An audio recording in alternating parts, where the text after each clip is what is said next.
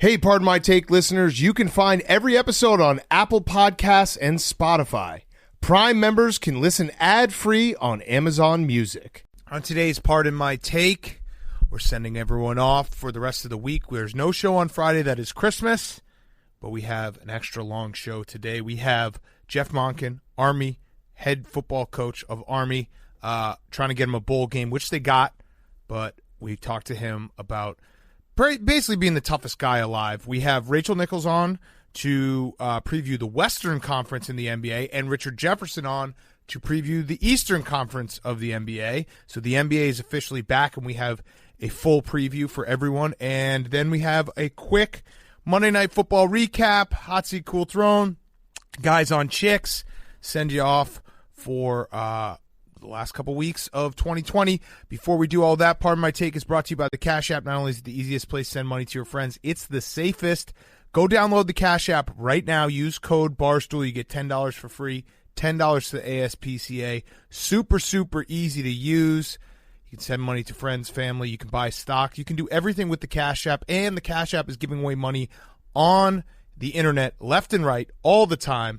Twitch, Instagram, Twitter, but you need a cash tag. You can't do it unless you have a cash tag, and that is by signing up right now with code BARSTOOL on the Cash App. Download it, Google Play Store, App Store. It's super easy to use. Download it, use code BARSTOOL. You get $10 for free, $10 to ASPCA right this second. Okay, let's go.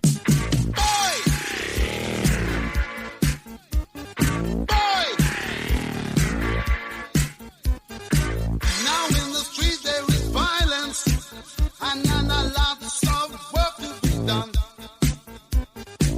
No place to hang out or washing. And then I can't blame all on the sun. Oh no, we're gonna rock down to Electric Avenue. And then we'll take it higher.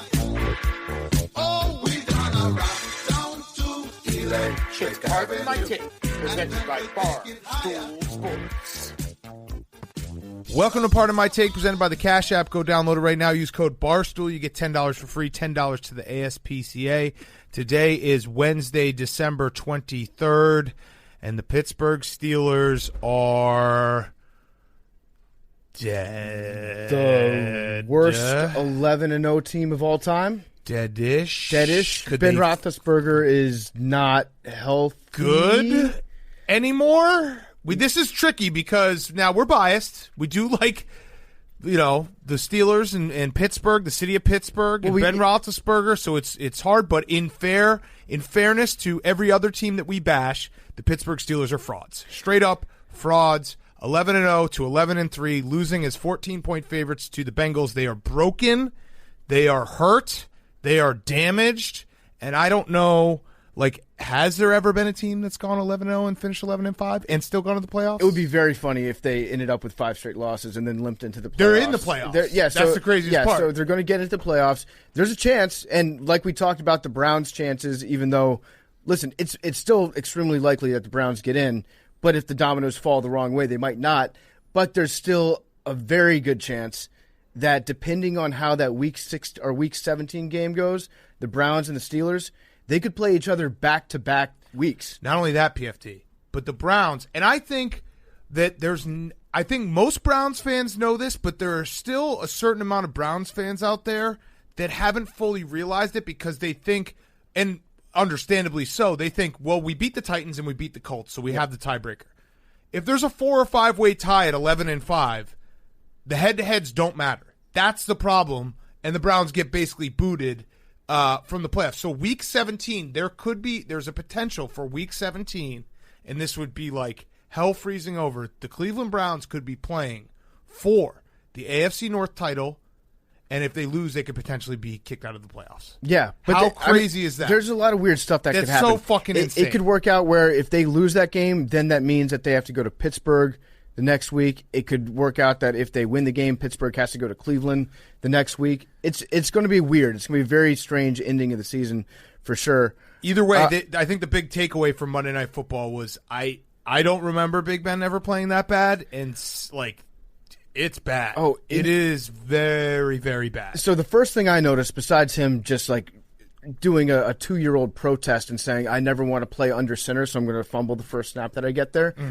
was when they were setting him up for handoffs, they were calling handoff plays where he would not have to take more than one step. In fact, like most of the handoffs Big Ben was doing was just like turning his fat belly to the side and putting the ball out. Just rotating. There was one in the first half in particular where he had to take like maybe a step and a half to his right, and he took like half the step and then stretched his arm way out. And we joke about like, is Big Ben hurt? Because Big Ben's always hurt in some way. Actually, no. This week he wasn't hurt. He was coming back from the world's shortest retirement of all time because he made Adam Schefter announce on like Saturday or Sunday that Big Ben will return for next year. Right. And we're like, thanks, Adam. Yeah, cool. No one was – okay, thank you, Ben, for letting us know.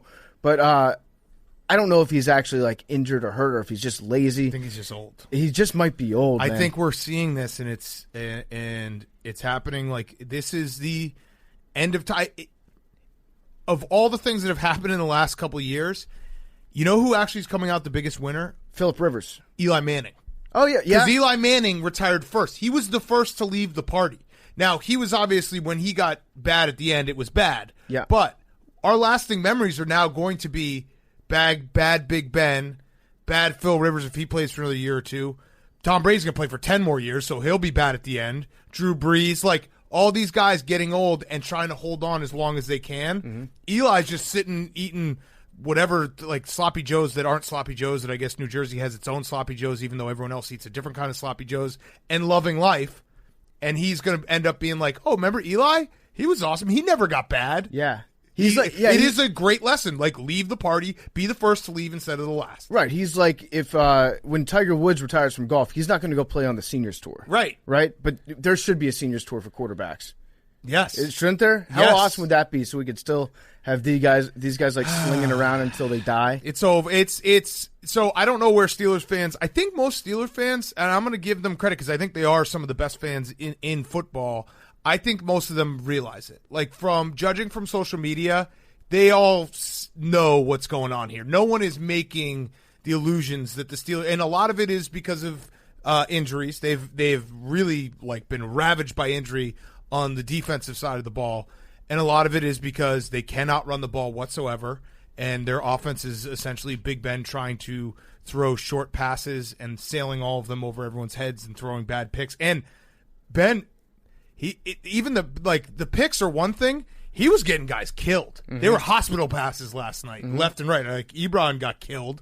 Like, the Juju Smith-Schuster, who was doing a TikTok before the game, he got killed. Like, so I don't know. This Steelers team, it feels like they're going to limp in and probably sputter out in, the first or second round. Yeah, I don't see them unless, I mean, obviously, like, Mike Tomlin's never out of it because he's been there a few times, and he knows exactly which buttons to press on Big Ben, who, by the way, speaking of buttons to press, Big Ben has sucked at quarterback since he unblocked everybody on Twitter. True. I think maybe he's reading, like, good point. All the negative Good stuff point. Might be the toxicity of the internet. Good point. Might be affecting Ben, who, as we know, is dealing with porn recovery. Yep. So maybe he should go back to blocking most of the internet. What did Mike Tomlin say? We got to run into the kitchen or something? We got to start running into the kitchen instead of running out of it. Okay. So that makes your no guess sense. is good. That's where the heat is. That's where the flames are. Yeah, I don't know. That's where you eat. Is there a fire in the kitchen? Big Ben's just going to interpret that as like, I need to eat more. More PF Chang's. I need to be heavier. Also, credit to the Bengals. That was a nice win. They played like – there is something about playing your rival at the end of the season in a lost season and winning a game like that. Like, if you're a Bengals fan, you can kind of put your hat on it and be like, yeah, we fucked up their maybe the AFC North for them. Well, it is something to build on because you do have like a franchise that you're trying to build. You're no longer in tank mode. You've got like the initial pieces. So, yeah, winning a game like this is pretty important. We did get an overload of throughout the record books. The record books were thrown out by Louis Riddick thrown out within 30 seconds of Kermit the Frog dropping the mic. Like, this was... No, I thought it was so high when I was like, wait, did I smoke today? Because what is going on? I was not ready for that. Oh, I didn't know that was happening. The Muppets were just fucking talking to me. I tuned in early. It worked on me because I tuned in like 10 minutes early to see the Muppets. Oh, see, I just had the game. My Monday nights, I like to sit down on the couch at like around 7:45 and have the pregame on because I don't really watch pregames otherwise and really kind of feel in the moment. And then They're like, all right, in Cincinnati, and then all of a sudden it's Kermit, and I'm like, wait, what? What's going on? Yeah. Did I change the channel? What happened here? Oh, that's what I was looking forward to. I was hoping they'd have Beaker giving an injury rundown, wearing the lab coat, and not being able to understand anything. But yeah, What's up, Billy? Mike Tomlin actually made more sense with his run into the kitchen than the Swedish chef would have. Yeah. Ryan Finley looks exactly like Meep from the Yes. Muppets. He also was Redhead, smiling tall, way skinny. too much. He might have been concussed He might have been, because or he did was- get hit hard a couple times. But that's a game where he's going to tell his kids about. Oh, that he game. gets a contract from this. He gets a backup contract from Yeah. this. Like he will be able to stay in the league for a few more years because of this. It was also good seeing a few Bengals fans. They're always dressed up. Yeah. I miss that one Bengals fan, though, that dresses half as a Bengal, half as a Miami Dolphin for a very specific rivalry. Uh-huh. The guy with the beard. Yep. That guy and then the Stormtrooper Bengals guy. Is Yeah, the always my favorite. Bengalorian. Yep. And they also have stormtroopers, Yes. official Yes. stormtroopers. So it was, interesting Monday Night Football game. All right, so here's the deal for this week. We have no show Friday because it is Christmas Day. We're going to do a mega NBA preview in a minute, so we're going to talk to Rachel Nichols and Richard Jefferson in a minute. We are back on Monday for Week 16. We're not going to miss a week of football. And then the following Wednesday, so whatever day that is, the 30th, will be our best of. So that's the schedule. No Sundays are going to be missed. No Mondays are going to be missed. But we will not have a show on Friday. So quickly, let's do a quick, very abbreviated version of Sunday preview. So we have a Friday game, Christmas Day game, Christmas which Day. is great. NFL should absolutely try to steal Christmas Day from the NBA because From Jesus. yeah, The from NBA Jesus stole too. it from Jesus. NBA has it. Yeah, NFL's got it. You Steal steal it it back. and then give it back to Jesus. Yeah, so Vikings Saints, that game, I mean, in Week 16 we have a lot of playoff implication games, but not a lot of head-to-head playoff implication games because the Vikings are essentially out of it. I guess it's really just the Saints trying to look good. I mean, you can't bet against the Saints on Christmas. No. And then Saturday games, the Dolphins-Raiders game on Saturday night will be very important for the AFC playoff picture and whether the Dolphins, essentially all the Browns doomsday scenarios. They end if the Vikings or if Correct. the Dolphins. Raiders beat the Dolphins. The Dolphins winning out is the most unlikely of the doomsday scenarios. So if the Dolphins win this game, Browns fans get ready for. It's just. I don't want to keep bringing it up, but I do think there's a lot of Browns. I think there's a decent amount of Browns fans that still don't realize it. They still have not fully comprehended because they think, rightfully so, we'd be 11-5. We've beaten the Titans and the Colts. How could we not be in the playoffs? Yep. It's so It's stupid. criminally unfair. It's very stupid, but it's like a 5% chance that the doomsday scenario actually happens. Yes. So it's probably not going to go down. Yes. What other big games are you looking forward to on Sunday? The Colts Steelers, are the Steelers just going to die? Can the Steelers opt out from the playoffs? You know what? They look so very bad in Right. prime time. Yeah. I'm going to bet on the Steelers. I can already feel it right now because you said these are the two old dogs of the NFL. I know. You I got feel Phillip Rivers. I know. If you think that you're going to bet against Ben Roethlisberger because he doesn't look healthy, what does Phillip Rivers look like? It's true. How old does he look? So, yeah, I'm going to bet on the Steelers on Sunday. That's how bad they looked. The game, I think the line, the Steelers looked so bad. It was Steelers -2.5 yesterday before the game, and now it's Colts -1.5. Mm-hmm. So that's how bad they've looked. Other games that are of note. I mean, we're obviously looking Chicago. for our teams. Bears have to win. They will win. They better win. If they don't win, I'm going to cry. And then Washington football team, which we'll get to Dwayne Haskins in a minute. Football team wins and they're in. Officially? Yeah, they win and they're in. Is that true? I believe so. I thought that there was still a way for the Eagles. I guess not. Maybe not. No, I don't think so with the Eagles after that loss. So The Eagles. Oh yeah, because the Eagles. Wait, what about the Cowboys? Can the Cowboys get in with 7-9? let's see. No, because I think the football team beat the Cowboys. So let's see. We win and we're in. If I just keep saying it enough. Wait, but if the Giants win out, I think they can finish 7-9 and they have the tiebreaker. So that's not. I'm advancing to week 17 right now. You know who's definitely not in? Who? Billy. Patriots. Oh, that's damn! mean. Burned you, Hank. He got you again. He's really proud of that one. Oh yeah, that's not okay. So by win and we're in, I had baked into that assumption that the Ravens would beat the Giants, Right. Which I think is a fair assumption. Well, no. Hank's probably going to bet on the Giants. The NFC East is too crazy for it not to come down to Week 17. So yeah, if the football team wins and the Giants lose, then the football team's in. Yes. And then the two big games in the afternoon night: Rams Seahawks, Titans Packers. Rams Seahawks, like, I don't know. The Rams have to look at least. The Rams are kind of. They're not like the Steelers in that they haven't lost 3 in a row and they haven't looked as bad as the Steelers. But when you lose to the Jets, kind of everything's out the window. Like you immediately might be in fraud territory. That's bullet point number 1 on your resume, regardless of like what your best win was. You don't get to go to the college football playoff when you lose to the Jets. You lose to the Jets. That would be like if Ohio State lost to Rutgers and they won the rest of their games. It's like, sorry. That's really mean to Rutgers, by the way. Well, I mean, the people know I'm the biggest Rutgers fan here. Rutgers is better than the Jets. I was saying that Rutgers could beat the Jets earlier this season. Brand-wise, I would take Rutgers over the Jets. Absolutely. You got Greg Schiano. You got everything. Schiano's a better coach than Adam Gase. Nunzio Campanelli. The legacy there. Uh-huh. But, yeah, so if I look at this game, the Rams and the Seahawks, the Rams may have actually done themselves a favor by losing to the Jets. Oh, okay. Little wake-up call? Little wake-up call. Little salts? Way better that it happened to the Jets than it happened in the division. Yeah. That's number 1. Yep. Number 2 is there's a possibility that would make the Rams play against the NFC East winner in the playoffs. They've beaten every team in the NFC East. They're 4-0 against the NFC East this year. Fun fact, they're 1-3 against the AFC East, which is kind of weird. That is weird. Yeah. They've lost to the Dolphins, the Bills, and the Jets. That's incredible. Beat the Patriots. Wow. Yeah. Wow. They beat the Patriots? They lost and to the lost Jets. to everyone else in the division? Lost to the Jets.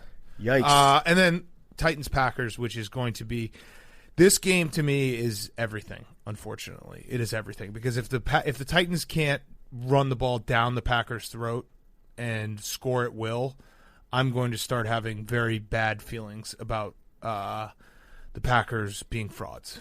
Yeah. Well, I think either, you know what, whichever team loses this, I'm gonna call officially a fraud. Yes, this is the fraud alert. Fraud game. bowl. Yeah, fraud bowl because the Titans I can handle that. They've flirted with fraudulence. Yes. Well, their third down defense is quite fraudulent. Yes. Well, actually, it isn't. It's just bad. Well, unless they got the boy out there doing boy things. That's right. Boy of the week. Boy of the week. Yeah, loser of this game's a fraud. Yeah. Billy, will you have your parlays up?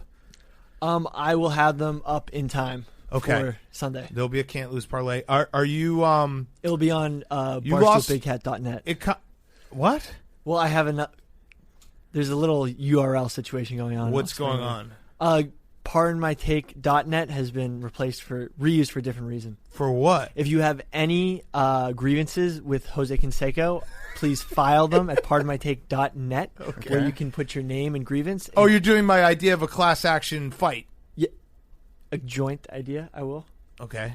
I will be your champion. I think I said it. Wait, I need to know. If you have been personally victimized, or did Big Cat steal it from you? I said it on the rundown. Yesterday. I said it's like a class action lawsuit. I said if you've personally been victimized by Jose Canseco, I said it first. That it was I thought of it in my brain. That's why I said if you've been personally victimized by Jose Canseco, please, I will be your champion. So Bill, you said if you've been personally victimized, then Big Cat was like, that sounds like a law firm class action. Yeah. I'll give that a collaborative effort. Yeah, for sure. Yeah. All right.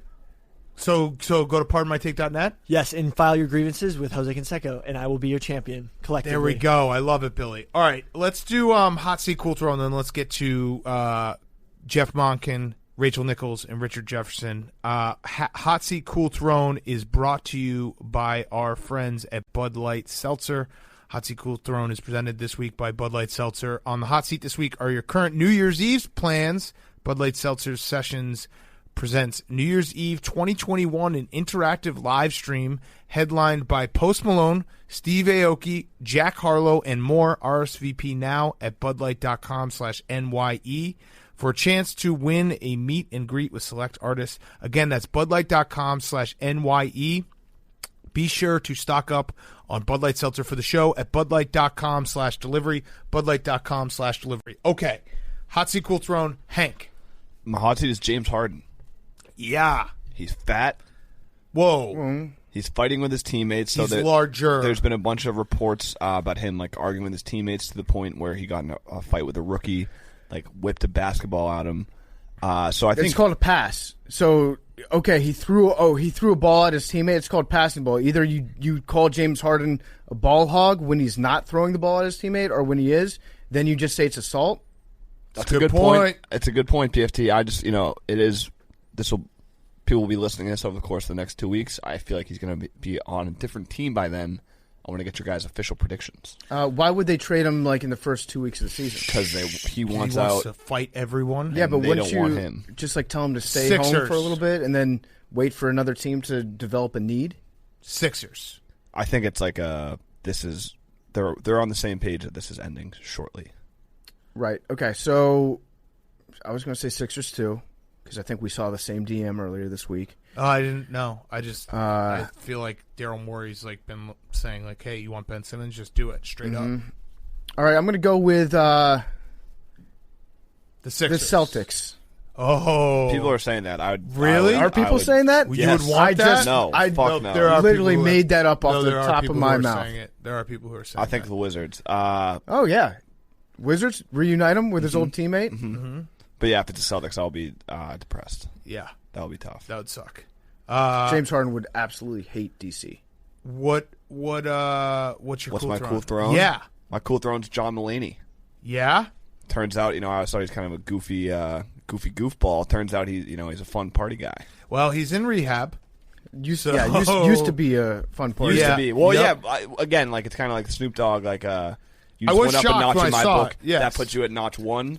That was like when I saw the news. It was like, oh, I didn't know John Mulaney got down like that. Yeah, no, I agree. I was shocked by the news as well. Hopefully he gets better. Yep. Yeah. Yep. Is he like super old for how he looks? No, I think he's in his 30s. No, I so- think- Yes, but Well, Billy's that's- right. Billy's right. I thought he was He's got like 23. the Vibs. Oh, look. he looks He's like young. 40, but he Yeah. looks like he's like 25. He's got the opposite of butthole eyes.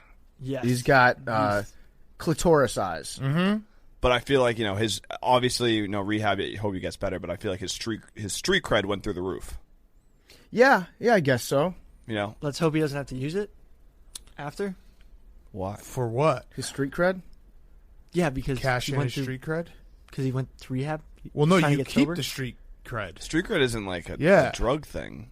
The street cred is just like, yo, Like I if you used beat to- up Billy, if you beat up Jose Canseco, your street cred will go through the roof. Right. Like, you will have so much more street cred than you currently have. Right. And you'll be able to buy so many cool drugs. Like winning fights, drugs, like Being getting arrested Billy for Football. partying. Like that's how you Yeah. get your street, being Get arrested. street cred up. Beast at the of Super a Bowl. person. Yep. I'm Twice. not a street Yep. cred Yep. type person. No, you are Detained. now. Yep, you're a street cred guy. Everyone just compliment Billy on his street cred. Hard. He's hard. Billy's big time Last hard. of the hards. Last Little of the preview. hard. Yeah, little preview there for the interview coming up. All right, PFT, what's your hot seat cool throne? My hot seat, my first hot seat is the news, just the news in general, because the boys of Hard Factor are striking out on their own. So go subscribe to Hard Factor. They worked with us here for the last 2.5 years. Did the last 6 months also doing the lead-in on Sirius to the Dozen. And they're 4 of the funniest people I know, and they are going to be doing – I'm not sure if it's Patreon or if they're getting a new deal with a different company, but the bottom line is if you just subscribe to them right now, you're still going to be able to listen to them in the future. They're keeping all the the RSS feed or whatever. I think so. I don't know how that shit works. Yeah, but just subscribe to them right now. They're very funny, like 15 to 45-minute news doses every morning. Better than New York Times. I know that's saying a lot. I know you guys think they're Crush the hilarious New York Times. at the New York Times. But the Hard Factor boys, check them out. My other hot seat is Dwayne Haskins. I guess we're shaming Dwayne Haskins. Yes. for being horny. He For had being an idiot. he Street cred, attended, though. Street cred. He attended a strip club. He no longer has diarrhea, so he's relatively healthy now.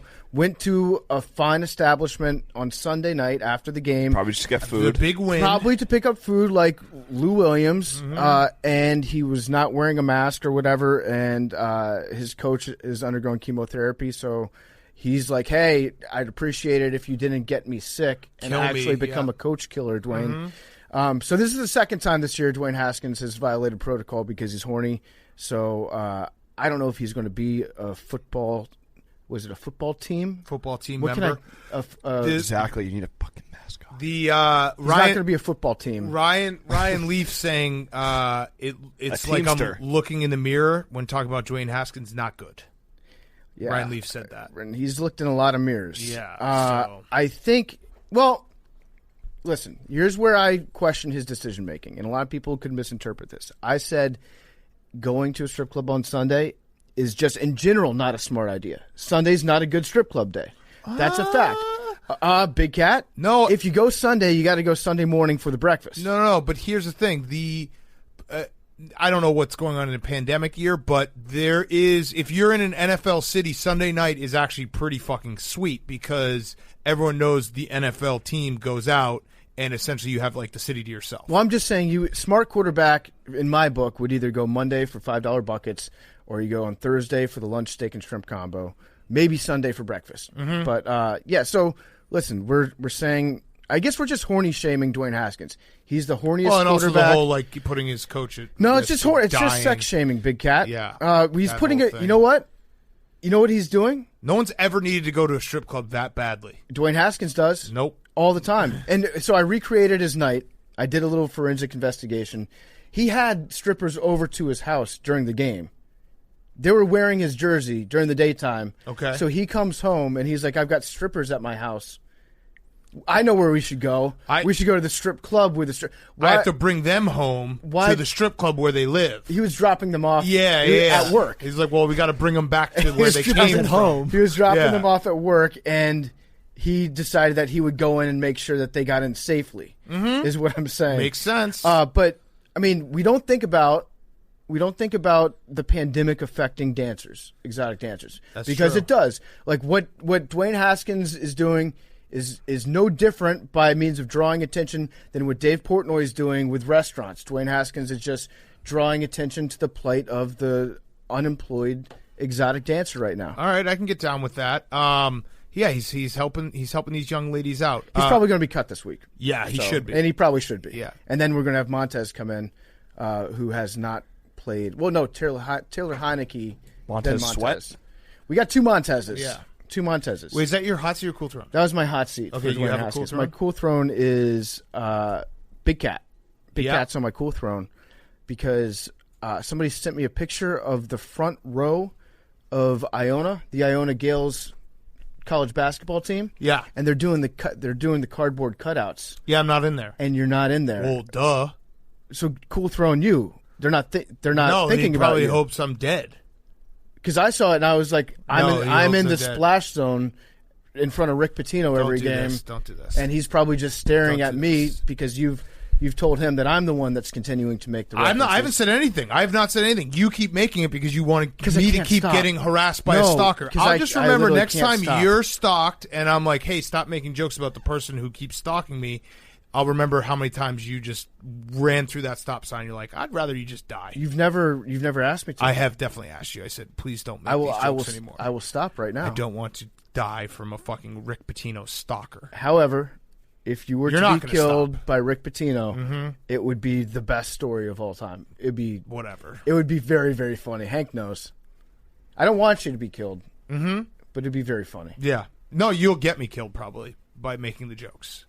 They're Continue going to be to make crazy. jokes. Yeah, I can't wait for that. But it's one. the problem is that if it was Rick Pitino, I'd be cool with that. But it's not gonna be. It's gonna be some fucking loser who's obsessed with Rick Pitino, Well, which might be the lamest thing in the world. Let's set the record straight right now. Big Cat has been anti talking shit about Pitino. I actually want Pitino to be successful at Iona. Sure. I would love that. How great would that be? Yeah. But Big Cat has not been making jokes about Rick Nope. Pitino Don't want the in the stalker last year. bothering me Yeah. anymore. Stop texting me, dude.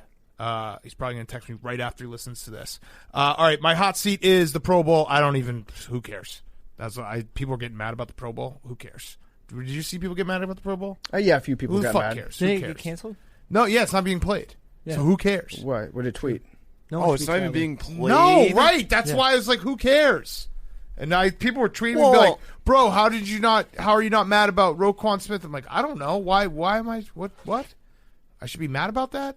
I don't know. Here's the only thing I cared about is Yannick Ngakoue did not make the Pro Bowl, so the Right. Jaguars don't get an extra pick.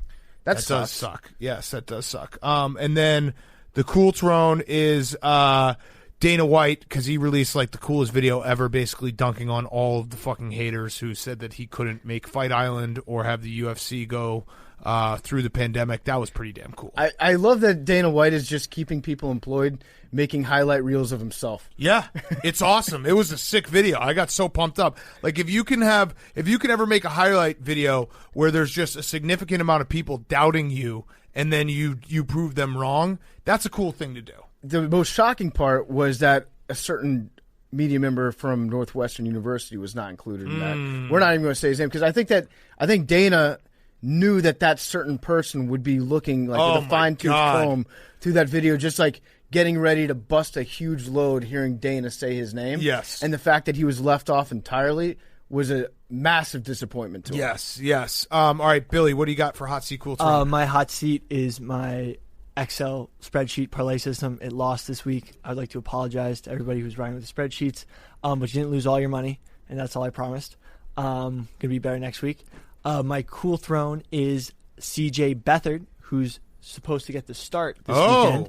And I have a certain affinity for swaggy quarterbacks. I think He's CJ not. Beathard. No. I think he's pretty swaggy. He looks like a pirate. No, but that's he like, went to Iowa. That's the no swag. No swag's real swag. No, Billy, you can't have it both ways because you say that you have an affinity for swaggy quarterbacks like Swag Kelly, who would never be. This He's guy's real just one of those swag. guys who's just Not even cool. Close, This guy, Billy. I think he's Billy, cool as fuck. No, I think he looks cool as fuck. He No, drives like Billy. a mid-sized truck, and Yeah. But that's he'll help No, you move Billy. your couch. You You're said wrong. that Trace No. McSorley or whoever, the other Wait, quarterback, Hank- like when he walks into a frat, all the girls turn and look Not at him and they're like, CJ. that does not Sorry. happen to CJ no, Beathard. but I just think Straight CJ up. Beathard's cool. No, but I think he's cool because the last couple times he's gone into games, and I remember we did that one Thursday night recap not when he swaggy, threw a though. touchdown not swaggy. to whatsoever. Billy, your our cool friend- throne should be Nick Mullins if CJ's starting, because we established on Sunday's Yes. show that it's always the backup quarterback that Correct. gives the Niners a spark. Correct. right. But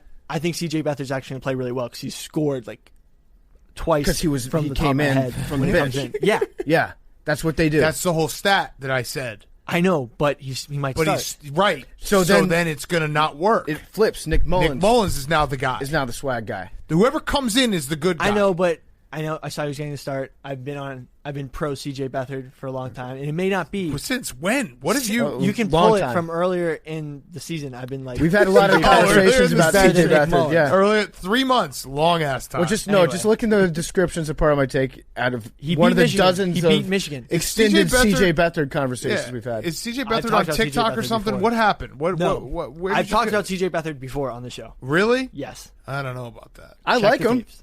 I think he's going to be. I think sick. he's a perfectly I don't have an outstanding opinion young on him. man. I'll be He's- honest. He got It's- Jimmy G walks in a room, heads are turning. Yep.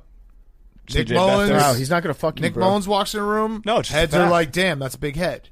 CJ Beathard walks in a room, nothing. Iowa. Yeah. He's kind of got a wild card look though. What? That's what I'm trying to say. Slipknot starts I don't playing think when he you walks know in who the we're room. talking Anyway, about. I'm thinking about the exact same guy. Hank also bleep out when he said, Mm-hmm. and then when I just said it right there. Mm-hmm. All right, let's get to our interviews, actually. We got Jeff Monken, Army football head coach, and guess what? He's brought to you by the toughest, strongest, most advanced Silverado ever. Silverado's strong, advanced, dependable, hardworking. Silverado is dependable like the people who drive them. I bet you Jeff Monken drives a Silverado because he's a tough, gritty guy. The design is big, bold, and commanding. This truck turns heads. A partner with grit and determination. Anything is possible, and Silverado is a partner in that. You can use it for tailgating, hauling, towing, off-roading, moving day, helping out your friend or family member, road trips, whatever you need, Silverado is there. It is the best Chevy Silverado ever created. It is the strongest, the most advanced Silverado ever. I'm telling you right now, they just missed that kick. That hurts. Check it out, the Chevy Silverado. Thank you to Chevy. Wonderful, wonderful sponsor. I test drove this. It is such an awesome truck. I miss it every single day. It actually was mean that they let me test drive it and then not give it to me, because now I'm sitting here being like, life is not the same when I don't have my Chevy Silverado. So be your future self. Be a truck guy. Be a Silverado guy or girl with Chevy Silverado. All right, here he is, head coach of Army football, Jeff Monken. Okay, we now welcome on a very special guest, an ultimate football guy. It is Coach Jeff Monken from Army. They have a bowl game. So, Coach, we actually reached out to you yesterday before you got a bowl game because we were gung-ho, let's get Army a bowl game. You got a bowl game. We still wanted to talk to you because you're an electric football guy. Let's start with the bowl game. How are we feeling about the bowl game? How'd that all come together in the last 24 hours? We're thrilled about the bowl game and the opportunity to play West Virginia in the Liberty Bowl. And I really think it was just a lot of people like you guys really supporting us and saying Army deserves a bowl game. And I think the first opportunity that kind of flew open was the one in the Liberty Bowl, and they jumped on it, thankfully. And we're just thrilled. Yeah, we're thrilled too. That's going to be a perfect matchup for you guys, I think. What was the communication process like between you and your team yesterday as you found out that there would be an opportunity to play in a bowl game? How did you let everybody know? We didn't officially have word until last night about, I guess it was about 7:30. And we were gathered together. We were having a dinner and just getting the guys fed. And you know, I didn't want to tell them anything and give them any false hope. So it was really hard to kind of hold on to it. But we knew all afternoon and kind of leading up to that point that there were things working. And they were reading the internet and seeing things that were happening, I'm sure having conversations. But when we announced it to them, they went bananas. They were just really excited for the opportunity to play. And that was it. They just wanted to have a chance to play again one more time. And for people who don't understand, for Army this year, and for you, Coach, specifically, this is the winningest senior class that has ever gone through at Army, at West Point. So you guys have had 35 wins. To be able to play together one last time is very, very important. And on top of that, and this is crazy, I was actually talking to our coworker, Connor, who went to West Point. He said that the team has been there and has not been able to see their family since May 31st. Is that right? So we had guys arriving on May 31st, some on June 1st. But we had a report date back on June 1st. And our travel squad, which is 72 guys, we've taken on 3 road trips this year to Cincinnati, to Tulane, and to UTSA. And not everybody's parents. A few of the parents were able to make it. Obviously, those are cross-country trips for some of our parents. So a handful of our guys got to see their folks, but a lot of those travel squad guys didn't. And then all of the guys that aren't on the travel squad who were left at West Point, they haven't seen their families since June the 1st. And that's a long time for a college kid. And we know people at that age really rely on their parents and their families, and to go this long is really a testament to their mental toughness and their character. By far the most mentally tough team in America, maybe the most mentally tough. Coach, you actually said, I'm curious the famous pregame speech against Michigan, which you guys took Michigan to overtime, unbelievable game last year. You said, we're about to introduce the state of Michigan to the last of the hards. When you said that, did you get chills on your on your arms and down your spine? Because I think everyone who watched that got chills and were like, "Wow, that's the last of the hards." Might be the coolest phrase I've ever heard a coach, utter before a game. So the last of the hard is a saying that has its roots at Georgia Southern, and the teams under Irk Russell. Those were some hard teams. Those were some great teams. And Georgia Southern, as you guys know, has a tremendous football history. And I was fortunate enough to be an assistant there under Paul Johnson for 5 years, and then the head coach for 4 years. And that term, the last of the hard, was, I believe, the 1989 or 1990 team.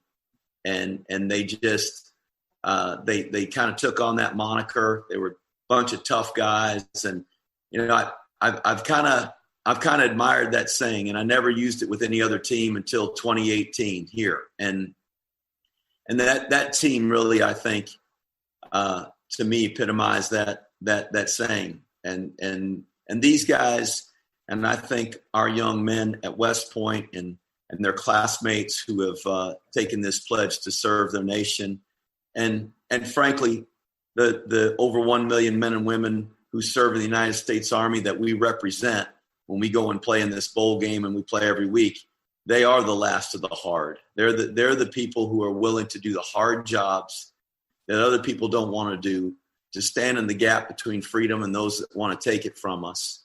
And that takes a hard person that's determined and has a spirit about them that's different. And I really felt like our 2018 team had earned that. And so that's kind of where it came from. And I believe this team this year has really earned that as well. That's it's quite a saying. But couldn't you make the argument that the 2020 team, since they're now the last of the Hards, that the 2018 team, they weren't the last? They were 2 years before the last of the Hards. Well, I think just in general, there's a last few people in every generation that are like that. You know, they call those that win in World War II the greatest generation, and perhaps they were. I had 3 members of my family, my grandfather and 2 great uncles that served in that war, and that's a great source of pride for me and my family. But each new generation of soldiers and each new generation of I think Army football players has the opportunity to bear that moniker as well, and that doesn't mean those that went before us weren't. But there's a dying breed of those people, and I'm glad we still got them, because it allows us to lay our head on the bed at night and rest well, and know that we're going to wake up being able to enjoy the way of life that we have today. I think because of the nature of our job, we're podcasters, we live on Twitter. I think we're technically the first of the softs. Like, I think we're the first of the softs. Well, right? I think we're the hardest of the softs. No, I think we're just the first. We're the first generation of the softest people in the world. Is that okay to say? Like, you exist to help us. You take on whatever title you want. Uh-huh. I just imagine like someone being like, "You're the last of the hard" to me, and I'd be like, I don't know, man. I'd rather just kind of sit on the couch here. I mean, I really enjoy watching the last of the hard play football. Yeah. You guys have a really fun style of football to watch. I don't think that I'd want to defend it either if I were another coach out there. So you were saying earlier how, it might be a little bit of, these guys don't really want to take the time to prepare for the triple option. How much of that do you think actually goes into the scheduling process, where other coaches, it's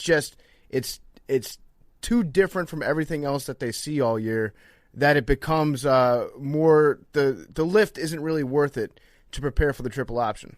I know that's a fact.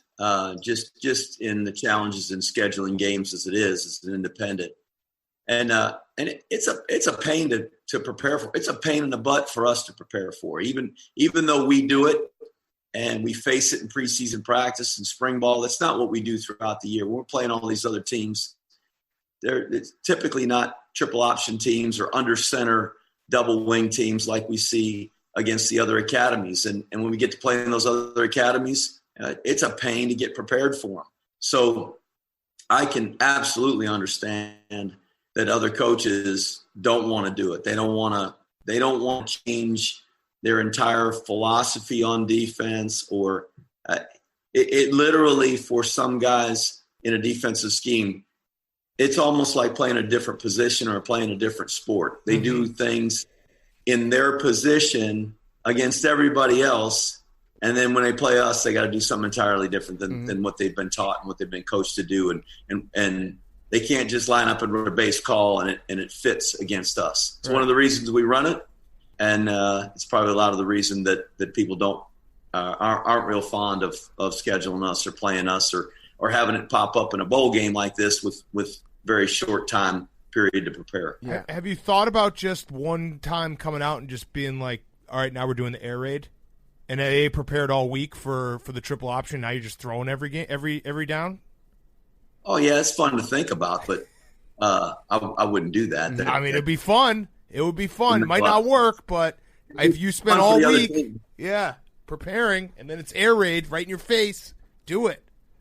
Yeah, it'd be fun for the other team. They transition right back to what they've been doing all year and clobbering us. Yeah. In the Army-Navy game, when you call a pass play, do you close your eyes, or do you actually or can you bear to watch it? Crossing my fingers and hoping. No, I'm very confident when we call a pass play. The thing about the offense that makes it unique is we almost always know what the coverage is going to be, or one of a couple of coverages. It's because people have to defend the run on every play. they've got to have a way to support the run from the secondary and include secondary players with guys on the perimeter. So we don't always know, and we can't always dictate it, but we have a pretty good idea. And so when we call a pass play, we've got a fairly good idea that it's going to be open. In the Army-Navy game, we called that one switch route down there on the goal line. We tried to throw it to the tight end on the seam, and the wheel route was wide open. If he just turned and tossed it out there to the wheel route, we score a touchdown. But that's or I guess that was they're all running together. That was the Air Force game this past weekend.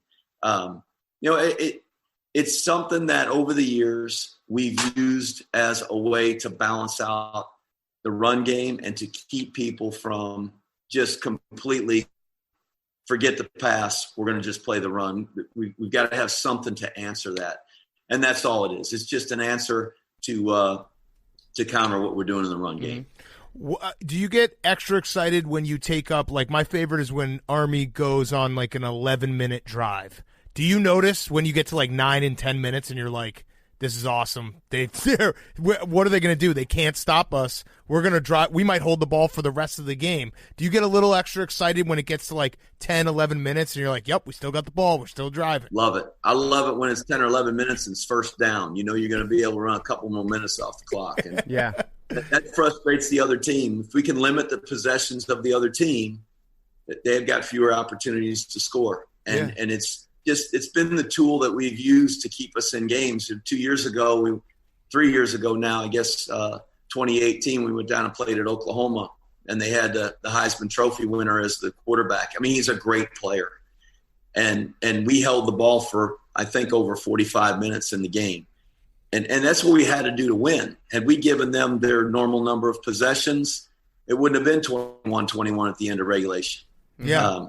So it's just a tool that we use, and it's when we're able to control the ball, it's pretty effective. The longest drive that I've ever been a part of was over 20 minutes on the clock. Oh my God! Where was that? Was that Georgia Southern or was that Army? No, that was at the school down south when Coach Johnson was the head coach. Okay. 24 minutes and some change, 26 plays, and we kicked the field goal. That's incredible. So would you rather run? Let's say you get the ball at the 20-yard line. Would you rather run for 8 yards on first down, or run for 11 yards, move the chains? I would just as soon score on the first play. Makes it all a lot easier. But always getting first downs. That's always what we're looking for, is to try to turn the first down. Okay, you mentioned the school down south. How long did it take for them to fully trust you as an Army guy and be like, okay, he's not just an undercover mole from his time at Navy? No, I've always learned you better be loyal to the paycheck, and I think they knew that too. So I was when I'm signing the back of the check and they're signing the front of the check, my loyalty is going to be to those signing the front. So I was really thrilled for this opportunity here. My experience with Coach Johnson at the other academy was extremely valuable in preparing me for this job, and I'm glad I had a chance to work for Paul Johnson. Just a tremendous coach and so much success, and a lot of the blueprint that we've used and my philosophy comes from him. So this has just been an unbelievable experience to be here and to take over this historic program and to be able to experience success with our players. So we're just working to continue that. Yeah, I'm mad that Paul Johnson moved on from Georgia Tech. It's going to take me probably about 5 more years before I fully understand that Georgia Tech's not running the triple option. It's tough to comprehend that. I had one last question, Coach. So the other famous speech that you had, it was after, I think, the Temple game. I got famous speeches. I didn't know that. Oh yeah. We'll put this clip in there just so people don't know what we're talking about. But I think it was after the Temple game in 2017. The I'm gonna fight till I can't fight no more. I'm gonna fight. I can't fight no more. I can't fight no more. I'm gonna lie down. Bleed a while. I'm gonna get up. Fight some more. I'm gonna fight.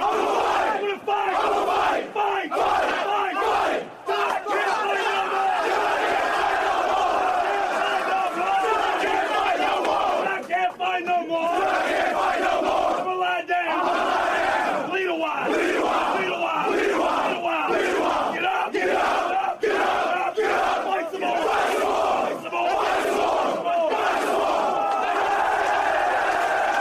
when you did that, was that the most electric locker room of all time? Because that, if you watch that video and you don't get, like, the hair doesn't stand up on your arms, you don't have a soul. You know, it's always fun to go into a locker room after a team has won the game, and there is a level of excitement.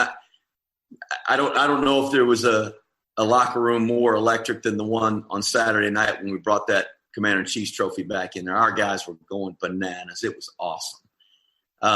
But Derek Moore, who was the director of player development for us at Georgia Tech, who's just an unbelievable guy, great motivator.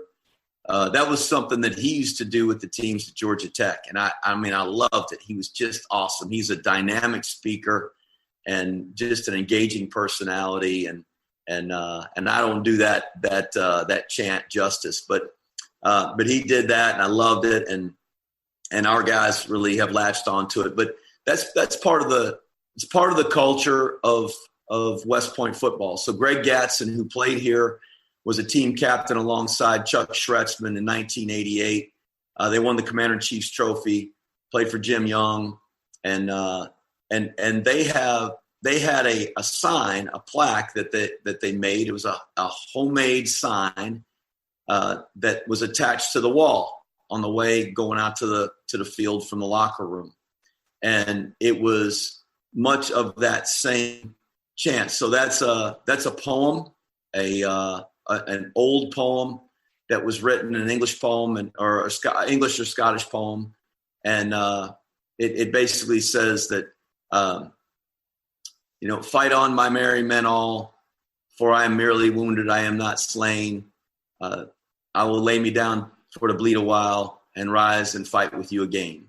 So we kind of took that and changed it a little bit, but that is also on a piece of plywood with some sticker letters that Greg Gatson brought to our team 2 or 3 years into my tenure here and presented to the team. We immediately put it up on the wall, and so it's on the wall going out to the field from our locker room. So that's not something that I started. That's something that's been here in our program for decades, and we were really happy to kind of rekindle that fire.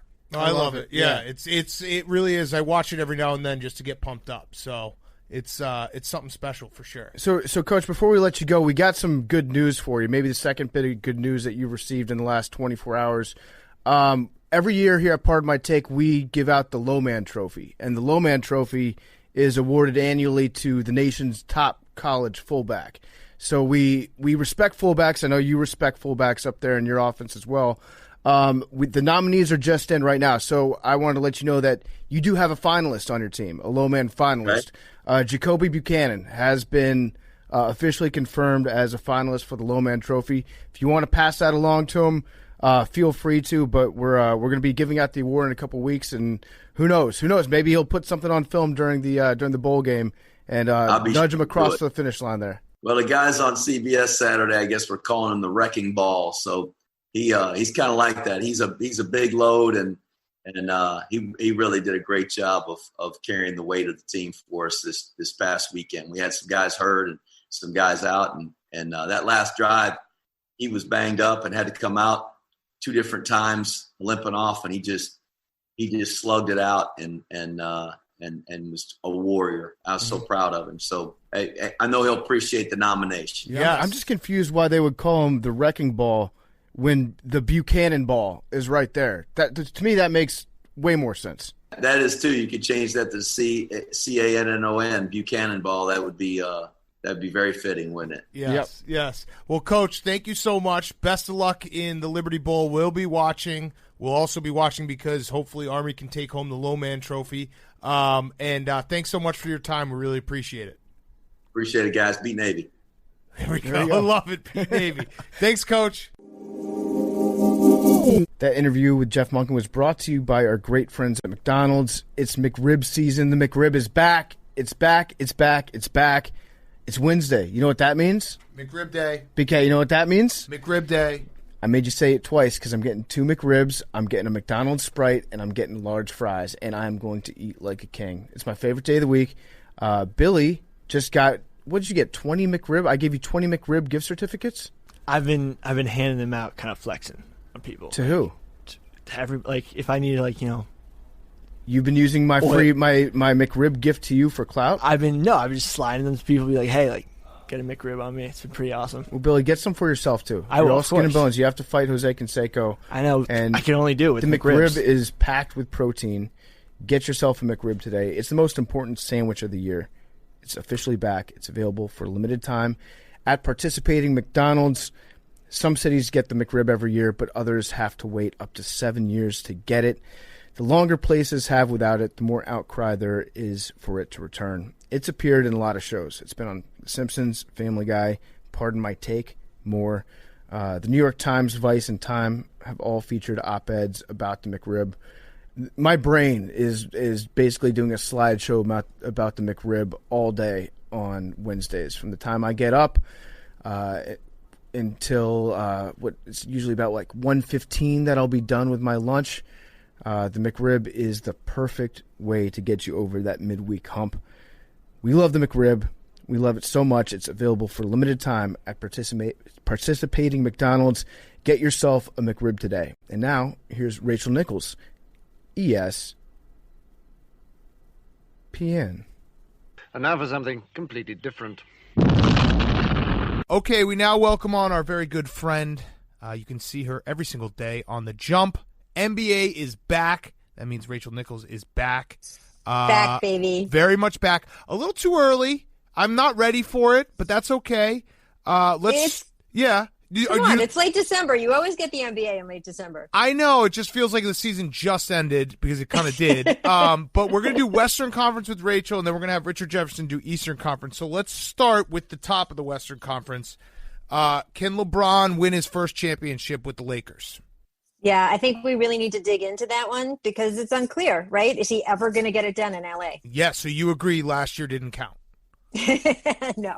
What do you... Having been in the bubble, I'm repping for the bubble. No. RJ's going to rep for the bubble too, by the way. The bubble was for real. Nah. None of this other, like, come on.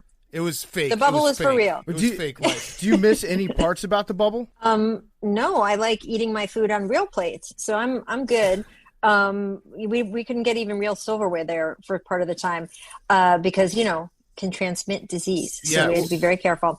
I would say I found out today that more people have bet on the Lakers to win the title this coming year than have bet on any other team combined. Well, okay, so they are the odds-on favorite. It makes sense. Now, a real question did LeBron... Was he the reason why they're playing less games this year so that he can just have built-in load management? It feels like we're just catering the NBA to LeBron James in the twilight of his career. You heard him. He did. If we were catering to LeBron James, we would not be starting this week.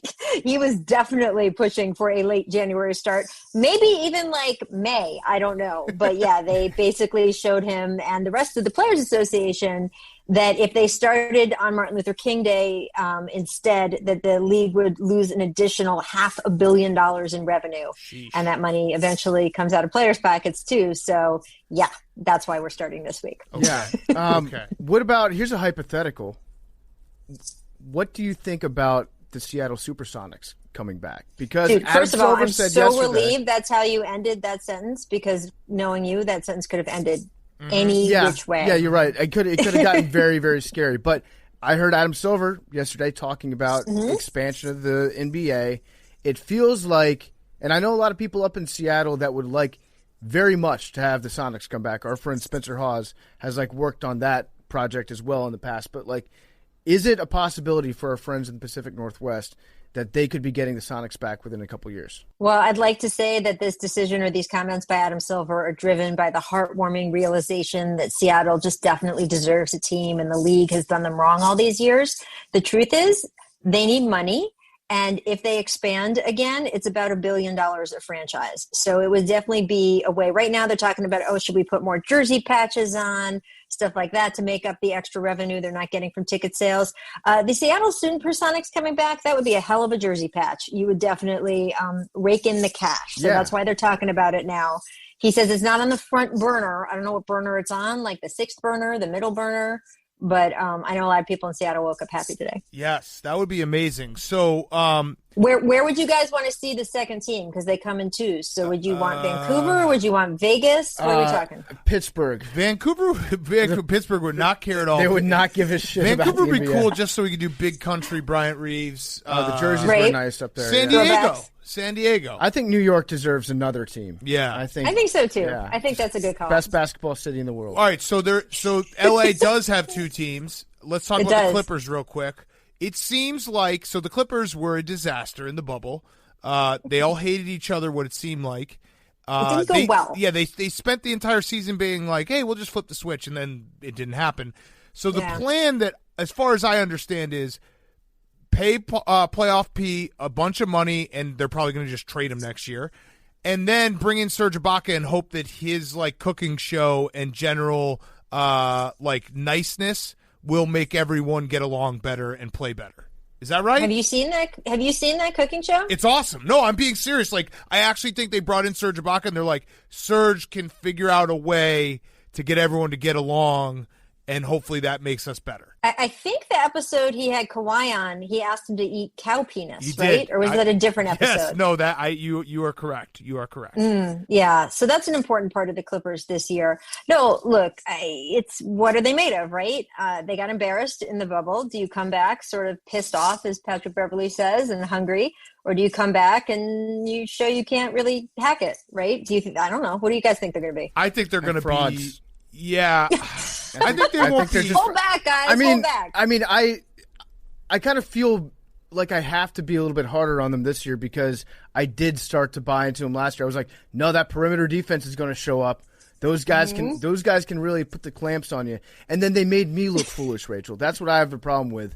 Is I don't know shit about the NBA or basketball. I watch it and I enjoy it, but I'm not an analyst. So when I get something in my head that I'm then proved wrong about, I'm going to hold that against that team for forever. Yeah. So the Clippers, between getting rid of Blake Griffin and then making one of my takes wrong last year, I just can't look at him the same way. But PFT, you forget Paul George is back with his trainer to return to his MVP caliber, which, again, just to remind everyone, he has never won an MVP. First of all, I'm impressed that PFT put the clamps on. That was really verbiage right there. Put them damn clamps on him. Do you have any other new cool saying that I can overuse? Everybody in the NBA, I was about to say one. Everybody in the NBA, when they come back from an off season, they say, "Oh, I put on 10 pounds of muscle." Mm-hmm. Yeah. So, to your point about Paul George or anyone else, you guys can say that you are entering this new NBA season with 10 pounds of muscle. That's extra. exactly what I put on. That's which is pounds. what those 10 pounds are. Yes. I think. I think the Clippers. Definitely from looking at you guys. Yeah, I think the Clippers are probably not what PFT said is kind of correct. You think. There'll be a stretch in the season where you'll think they're a really, really good team, and then when it comes to crunch time, you have to expect Paul George to make big plays. And unfortunately, I think the Lakers are by far the best team in the West. It's not close. You have other teams there, though. Yeah. Let's talk about them. So the darlings of the bubble. There were 3 darlings of the bubble in the West. Well, actually, no, there were 4. But the Mavs with Luka, the Nuggets with their incredible run, and the Suns who didn't make the playoffs. Any of those 3 teams? Can any of those 3 teams actually make a real contention with the Lakers for the top of the West? Well, don't forget about the Trailblazers. Yeah, bubble darlings. They're bubble darlings, but they them. also we kind of know what they are, and they're awesome to watch and really, really fun and to root for. But until they can play even a lick of defense, you can't really take them seriously, right? Well, I think they had a very good offseason. Robert Covington should help their defense. I don't know if that makes them a contender in the West. The West is so kind of stacked and crowded there after the Lakers. But I am curious to see what happens with that team. The Suns with Chris Paul should be really good. Yep. I'm not expecting them to contend for a title, but I think they would solidly get in the playoffs there. We have no idea what the Rockets are going to be. Are they going to play with John Wall and James Harden? I don't know. Speaking of, are we in the point of the episode where after the Dwayne Haskins strip club? Because this will now be the 3rd time. Yeah. If I'm about to bring up James Harden strip clubs. Although we didn't really bring up the Lou Williams strip club from the bubble. So no, we discussed. This needs to be the all strip club broadcast. We discussed Lou Williams a little bit earlier today on Part of My Take. But yeah, James Harden I don't think he liked the strip clubs in D.C. I don't feel like that's his that doesn't seem like his thing. He did put on a solid 10 pounds this offseason, maybe a little bit more. 10 pounds is something. Is he his legs? Is he like actually purposefully eating his way out of town? Because if he is, respect. I don't know. I do know that one of the ESPN reporters asked him when he gave his press conference, he said, why did you go to Atlanta and Las Vegas? What message were you trying to send? And James said, I'm training. And the reporter said, Tim McMahon, he said, what were you training for? So, The 4th of July. You know, yeah, it's something. I don't know. So they're a question in the West too, right? What are they going to be? What are they going to do?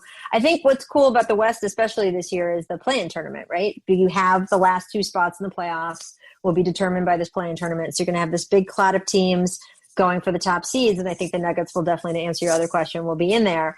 But then you also will have this huge cloud of teams at like 7, 8, 9 that will be competing for the play-in spot. It'll be pretty good. How long do you think James Harden will be in the West? I mean, look, they have to wait for a team to be desperate. And how long is that going to take, right? So the reason I say that is to get a Paul George type package, to get an Anthony Davis type package in trade, which is what you want if you're the Rockets, right? You got a player who, no matter what you think of James Harden, if you like watching him play basketball or not, he has been top 5 in MVP voting 6 of the last 7 years. He holds a ton of scoring records. He is a walking playoff berth. So he is a guy who you want to get huge value for if you are trading him away. And the problem is the Clippers were desperate when they made that deal for Paul George. The Lakers were desperate when they made that deal for Anthony Davis. There is no desperation from anyone else in the league right now who's like, oh my God, what we really need is James Harden, and I'm just going to hold my nose with how much I got to give up and make the deal. So I don't know when someone's going to get desperate. It could definitely happen before the trade deadline. There's like a team that's expected to do well that sucks, or there's a team where some guy gets injured. Someone could definitely get desperate. But until someone gets desperate, I don't know, are you guys desperate? Like, until someone gets desperate, I don't see James Harden moving, because the Rockets know once they give him up, there's nothing left. Yeah. Yeah. Well, what about the other side of the weight gain, weight loss coin, Zion? I've heard that Zion is like actually slimmed down quite a bit. I don't know if that's like he's in the best shape of his life stuff, which everybody says every training camp, or if Zion is actually like looking lighter on his feet. We heard going into the bubble that Zion was in great shape, and then he didn't play like it. So I don't know what we're getting this year. Obviously, like if he can keep himself sort of on the leaner side of what his range is. They've taken the minutes restriction off of him. I mean, those guys could be dangerous. I don't really know what we're going to get from that team, though. You know, it's a fun fact. Zion is the longest tenured Pelican right now. He is. That's a fun fact. Terrifying. You got to say that every now and then. Just be like, hey, people forget that Zion actually has been the longest tenured Pelican, because their team is all new guys or guys that came after he was drafted. It's just funny because, I mean, the longest tenured Pelican is not a phrase that reeks with majesty or drips with history. Oh, it doesn't? I think it absolutely does. Absolutely does. Like if I'm thinking, if I'm like hearing the words tenured Pelican, I'm just thinking of like the pelican with the biggest beak in the world. Mm-hmm. Like that's a pretty cool. The great word. Pelicans of days past. Yes. The grainy footage in the 60s of the Pelicans taking on the Celtics and the Lakers. Yes. See, you got it. Yeah. Remember the Warriors? I've heard them. Yeah, so Clay, obviously that sucks, but the Warriors will have Steph back. I feel like we just forgot that the Warriors exist. Are they going, like, what is the feeling about the Warriors' prospect this year? Obviously it sucks that Clay's hurt, but they have James Wiseman, Draymond, and Steph. Are they going to be in the mix or no? I don't know, man. I've been burned. I thought they were going to be good last year, right? I was like, it's okay. I mean, you know, Clay will come back like middle of the season. And those guys showed when they played without KD in the playoffs the year before for that stretch. They're still a great team. You know, they swept the Blazers without Kevin, all of that stuff. And then, of course, they absolutely completely fell apart. And part of that was Steph's injury. But even before that, it wasn't pretty. So it's tender for me still. I feel like you with the Clippers. Like I don't know if I can put all my eggs in that basket again, but I want to. Yeah. I just don't know. Yeah, I want the Warriors to be back in the mix. It's fun. Like I want them to be good, right? Yeah, I mean, I think we got so exhausted from them for their run. By the end, we're like, oh, we're so sick of the Warriors. They're so good. But it was weird last year not having Steph in big playoff games and big moments. and like watching that team and having fun, like seeing what they were doing. So I'm ready for them to be back. I'm ready for the Warriors to be back in the mix. Well, it's kind of nice. I want it to happen. Yes. Yeah, it was kind of nice last year being able to fall asleep at halftime of a Warriors game that started at like 10:30 at night and not have to worry about waking up in the morning and finding out that they outscored them by like 40 Steph points. had scored 80. Yeah, in the third quarter. So that was nice for my personal peace of mind. Now, we just had the NBA's annual general manager survey, and Steph Curry was named the best point guard in the league again, but 90% of GMs called him the best point guard last season, only 30 this season. Okay. And our guys, you talked to Richard when you talked to him. Richard was like, well, if Steph's the best point guard, what's LeBron James if he's the best player and he's listed at point guard? Yeah. Yeah. Is he actually listed at point guard? He was last season. I mean, I don't think of him as a point guard still, and the GMs put him as the best power forward. So, Yeah, that's just a LeBron thing. Right. He should probably he's probably going to list himself as a center so that just everyone is reminded that he also plays the five sometimes. He's going to list himself just as father. That was a nice Dad. way. Did you see LeBron kind of getting his way? Like everyone was talking about Charlie Woods, and LeBron then did an Instagram post. It was like, look at the biggest honor is like teaching them, and it was Charlie Woods, and then I think was it Serena's daughter as well. He just inserted himself into that. We get it, LeBron. You're a dad. Aren't you going to be like that though? Aren't No, you like that absolutely now? not. My son is probably going to be remarkably average in every single way. Right, but then that's exactly what I'm talking about. He could really follow in your footsteps if he's Being remarkably average. That's kind of our failing life hack upwards. around Yeah, here. that's It's just true. like being the most perfectly. I can see the Yeah, I can see the emotional Instagram post from you. Look, he almost took his first step. I like that. Yes, I like Right? that. He is walking. He's fully walking. We've Yes, had I this. like that. We've there had you this go. theory on the show for a while. Do you think that if LeBron James could, like, if there was a medical way for him to get pregnant or to like get pregnant with his own baby and then carry it to term, that he would do it? I'm sure he would. I don't know any man who would be willing to do that. Schwarzenegger If did y'all it were in in charge junior. of I being would pregnant, the species would be done. Yes, I It's agree. true. I'm not saying he would like give birth. I'm saying he would just No. like to carry it and then have a C-section. There's it's not easy. You know he either. would. You know he would, Rachel. Oh my You're god. protecting him. One thing I am concerned about with LeBron is the short off season. So he's spent his Not as much wine drinking you can get in. It's tough. but he's really been fitting a lot into a short amount of time because he's just been doing nothing but watching sports, drinking wine, and then live tweeting sports as he watches them. Like, I don't think he's ever sat down and watched a full NBA or a full NFL season or like the MLB playoffs in his life, but he's like obsessed with watching sports now. Do you think that his sedentary lifestyle is going to impact his first couple weeks on the court? I mean, come on. He was also Instagramming reshoots of the movie, right? Oh, Space Jam 2. Oh yeah. Mm-hmm. Yeah, he's laser focused. Yes, very focused. Mm-hmm. Baby Braun. Exactly. Baby Braun alert for every. It really was the first time he's ever watched sports. It was crazy. Mm-hmm. He just was tweeting about everything. Too much. LeBron. Everyone's stuck in their homes, man. Yeah. That is true. How many assistant producer credits is LeBron James able to get on Space Jam to circumvent the salary cap for new free agents that come in? That would be a good one, actually. I mean, they did take some guys at the minimum. Yes. Yeah. Yes. I can see a future here. It's interesting. Yeah, isn't Marc Gasol? Marc Gasol's on the Lakers now. They're swap him out. That sucks because I love the Gasols, so that's going to suck to watch him on the Lakers. Wait, as opposed to Powell? Yeah, I On the like. Lakers? I've always liked Mark more than Powell. I like Powell as Okay. well, just because I like his game. But Mark he's the chubby brother. So Right. I mean, like, So who again, doesn't like that? Modestly average. Right, right. It's like, oh, okay. Well, it's just Powell, but just chubbier. What give us Mark the drafted as a Laker, as you know. I'm who sure. is? Mark drafted as a Laker, Yes, as you know, yes, I'm sure. yes. And then the league basically conspired to help Kobe get a ring. Now we're going deep.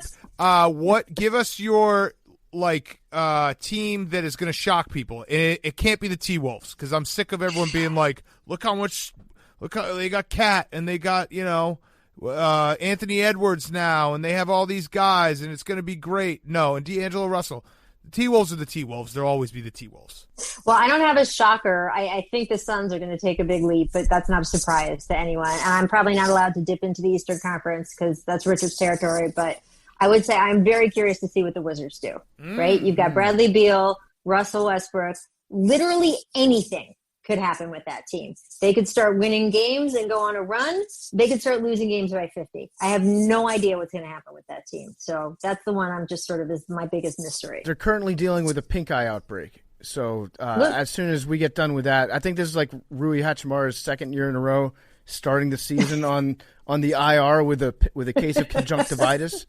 So not a great start, but yeah, anything can happen with it. Doesn't say a lot for your COVID protocols if there's pink eye spreading through any team, right? No, Dwayne Haskins is probably going to show up with some pink eye based on one of the pictures I saw of him. Yes, yes, that's a good point. Did I know you guys have already talked about it, but I have to ask, why was everybody so upset? Like the part that cracked me up was that it was like, and he was there without a mask. Yeah, yeah, right. I mean, that's right. not. You're really not focusing on the main problem, are you? Right. Well, honestly, I think the reason why people are upset about that, at least here's why I'm actually upset, because you can fake be pretend and get mad at a player going to a strip club, but guess what? Players are going to go to strip clubs. That's going to happen all the time. The fact that like Ron Rivera is getting over cancer treatments, and exactly. The fact that Dwayne Haskins has been busted once before this year, breaking the COVID protocols, and he got fined and basically benched for doing it, and then he went out and did it again. That's to me, it's like, okay, I think I'm done with this guy. I get what he's not going to be able to do in his maturation process. So I've made a clean break in my heart with Dwayne. Sorry, Dwayne. We have some judgment issues. That's all I'm saying. The mask is just a little tiny part. Yeah. Agreed. I had one last question for you, Rachel. I saw Rudy Gobert got a max deal. Everyone clowned on it on Twitter. I actually don't hate it as much as everyone else. What is like the people you talk to? What have they said about Rudy Gobert getting paid like $205 million? Dude, first of all, it wasn't a supermax, so they didn't pay him as much as they could have. So they did. I don't know if that you save money when you're paying over $200 million, but there was bargaining there. But the bottom line is the Jazz can't lose Rudy Gobert. He's a two-time Defensive Player of the Year. He's a cornerstone with Donovan Mitchell. They have a new owner. Guy just bought the team. If they lose him, if he became a free agent next offseason, who's replacing him? Yeah. Utah does not attract free agents, and that's not my personal dig on Utah. It's just a fact from what we have seen over the last 20 years. So it's like buying a house, right? There only needs to be one buyer for you to sell your house. They only needed the Utah Jazz to think he was valuable, and obviously he's valuable to them, so he gets the money. Good on him as far as I'm concerned. Yeah, no, I agree. Right? I know everyone was shitting on it, but it's like he is a very, very good – wow, that was a crazy flag toss by the – we're watching bowl games right now. It's bowl season. This is what I'm talking about. NBA's back a little too early. That was, I know it's late. Everything is happening all at once. All at once. Everything is happening all at once, all the time, which is amazing because we spent 4 months earlier this year with nothing happening right all of the time. All right, so give us your winner out of the West if it's not the Lakers. Because you can't I don't do predict. it. Come on, how many years have you been doing that? Predict. No, Just give us a prediction. Do not take my joy. My joy is not knowing what's going to happen. Predict. The best part of sports is not knowing how the movie ends. Everything I watch, every fucking thing, I know how it's going to end. I love superhero movies. Yeah. I know how they're all going to end by the time I sit down. I don't know how this is going to end. You cannot make me. I love the F-bombs. When Rachel drops an F-bomb on part of my take, that's like you reach the God moment. She did that as a bargaining for not predicting. Yeah, exactly. Like, I'm not going to predict. But I'm not will. going to fucking predict. Yeah.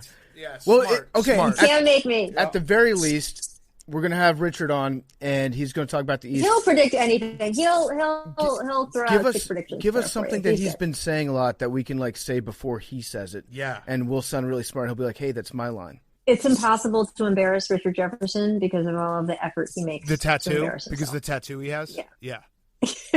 No, we know. That tattoo is the worst tattoo of all time. There you go. He's very proud of the fact that he's calling 2 games on Christmas Day. So you definitely want to ask him about that. Okay.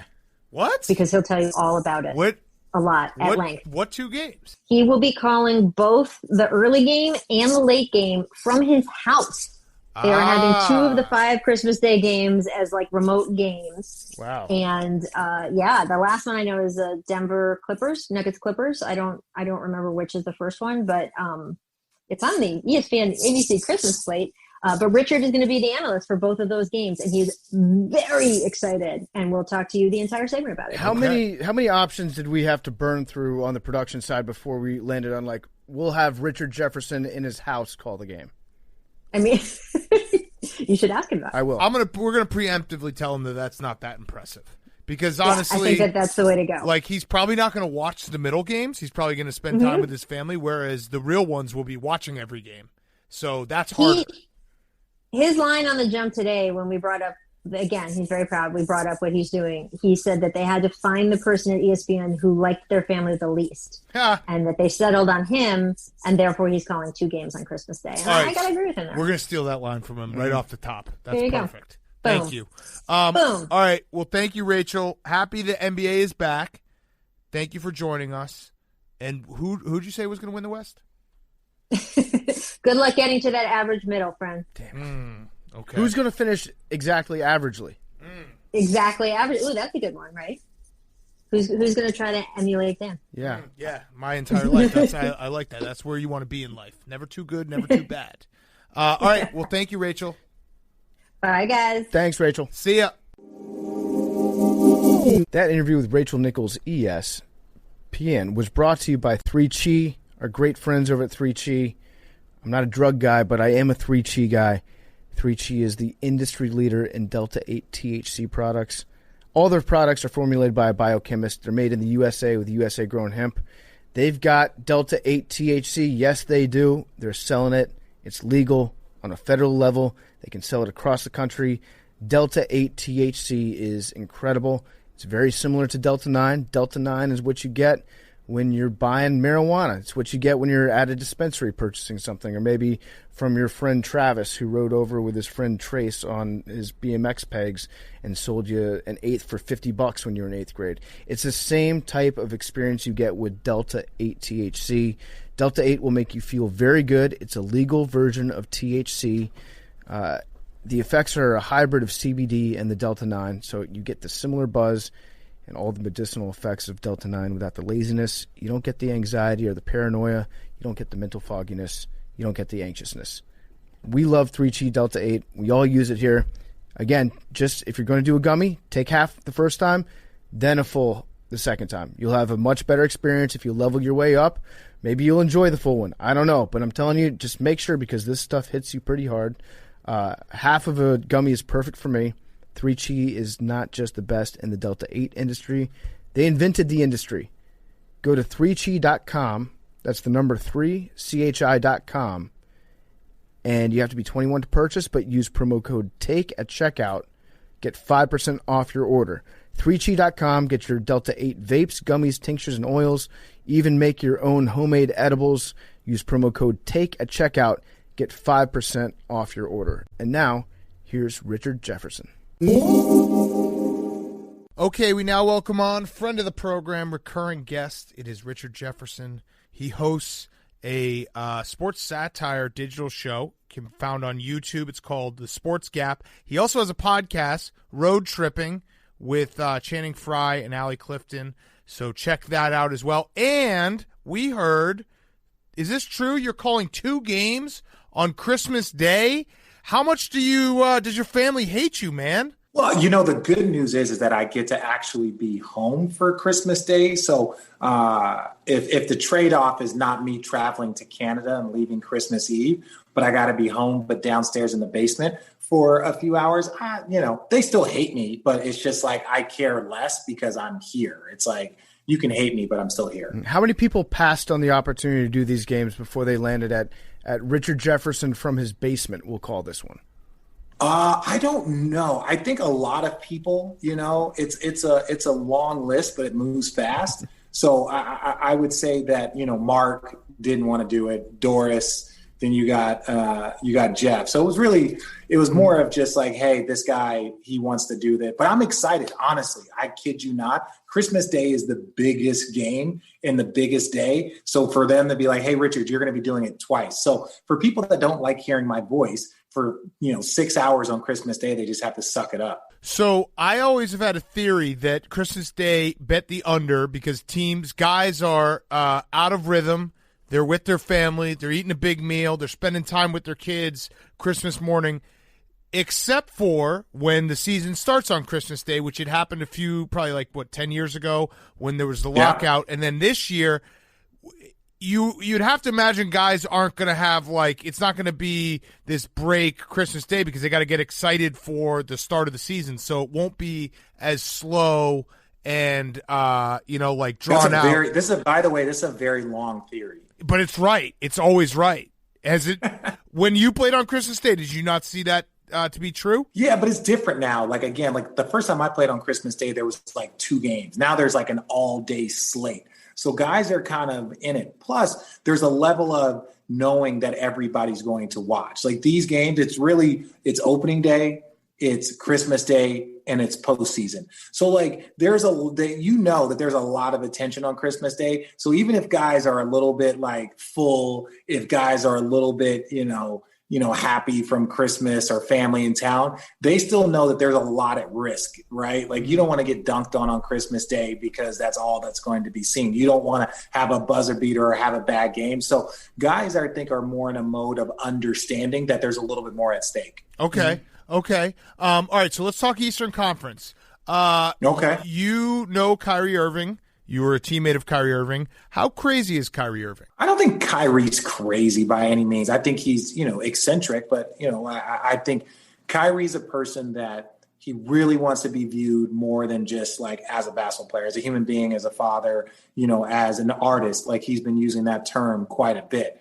But look, we'd be lying if we would say that Kyrie is the most eccentric person to ever come across in the NBA. We'd be lying if we say he's the most eccentric superstar, right? I don't even know if he's the most eccentric superstar in the game today. Mm-hmm. Kyrie is just an individual that Kyrie is Kyrie. That's who he is. And I think as much as things that he does, whether it's the sage and but then Kyrie will get on and just hey, this is what I believe in. This is it. If you guys want to make a big deal about it, that's on you. But this is just a part of who I am.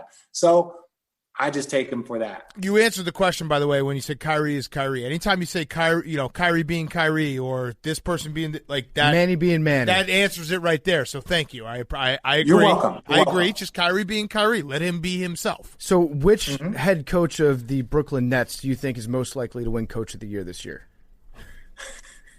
God, I love your questions. I miss you guys. Can I tell you how much I miss you? We miss you too, man. We miss you too. It's just which head coach? They're going to be doing that weird thing where Steve Nash might be the head coach some days, and then Kyrie said I might take on coaching responsibilities on another. Kevin Durant, Kevin Durant might do something. Again, this is a political answer that I know you guys don't always like to hear and stuff. But look, I was once told that great players show coaches how to coach. Right. So when you say that standpoint, it's more of look, Kyrie's going to see things. Kevin Durant's going to see things. LeBron James, Dirk, these guys are going to see things that coaches don't necessarily always pick up on. So I think that's what he was trying to say. It's hey, look, we know how to play basketball. A coach's job is never to teach guys how to play basketball, especially superstars. There's nothing Steve is going to teach KD or Kyrie per se. But his job is to teach them how to play within the group of players that have been assembled. So I think that's where you got D'Antoni, you got Jacques Vaughn, who was there. Steve already had a relationship with Kevin Durant via their time at the Warriors. So I think it's always a collective unit. If you think that, you could have said the same thing for Lakers. It was whether it's Jason Kidd or Frank Vogel or Lionel Hollins, and you're well, which one's the head coach in this? And then you got LeBron James, who is also a coach on the floor. But you can bring a collective unit together and they can do well. Do you expect the Nets to perform kind of up to those expectations that we have, given the amount of talent that they've assembled on the court and on the bench? Yeah. I think their expectations should be, a high-level playoff team. To put a championship on them when you have their 2 best players coming off injury, you have a first-time head coach and a brand new coach in their system with this group. I think the expectations, look, if they get to the conference finals and lose to Milwaukee or lose to a hot Boston, I think that's a great season. I don't think it's championship or bust, even if they have championship or goals. I think the Clippers taught us that last year. You can have 2 superstars. You can have a loaded bench with the 6th man of the year. You can have a veteran coach in Doc Rivers and not have everything pan out the way you want. But when you have a new group together, it's not 1 year championship or bust. And so I'm kind of taking the Nets that way. Okay. So another team in the East that we're not forgotten about, because I think the Nets do take a lot of the headlines right now with Kevin Durant and Kyrie Irving coming back, but the Bucks and Giannis signing the mega deal and Giannis staying and all Bucks fans being relieved. But do you think there's added pressure now that, like, okay, you gotta do it now. You gotta get to the finals. You have to, like, get to that next level when you get to the playoffs, instead of being a 50-win team in the regular season, winning MVPs, and then bouncing in the first, the second or third round. Yeah, there's but look, man, like, that's the crazy thing about, like, this league and professional sports is, like, Giannis didn't work every single day to push himself to be the MVP twice. Like, he's in such a league category. So, like, to say that there's pressure on them to get to the finals, damn well there should be, right? Like, you didn't work this hard just to be a 50-win team. You worked this hard, but that's where the tears come in. That's when the tears come in a loss. That's where the tears come in wins. Where it's like, when you see grown men crying, it's like, dude, like, you lost sleep over this. Like, you were working 4 or 5 hours a day during the summer just to maintain, like, your fitness. So when you put it all on the line and it doesn't work out, that shit sucks. When you put it all on the line and it works out, it's the greatest feeling that you'll ever experience. So I think for the Bucks, I think they have years. Right now, you want to keep progression. You want to continue to see Giannis grow. They got to put better players around him, and that's not a knock on Drew. That's not a knock on Lopez. It's not a knock on any of the guys that have been there. But ultimately, it's not getting it done. Right? It's a great regular season team, and their job now is to transfer that into a great postseason team. What is it about Giannis though? Because this, maybe you can explain it to us.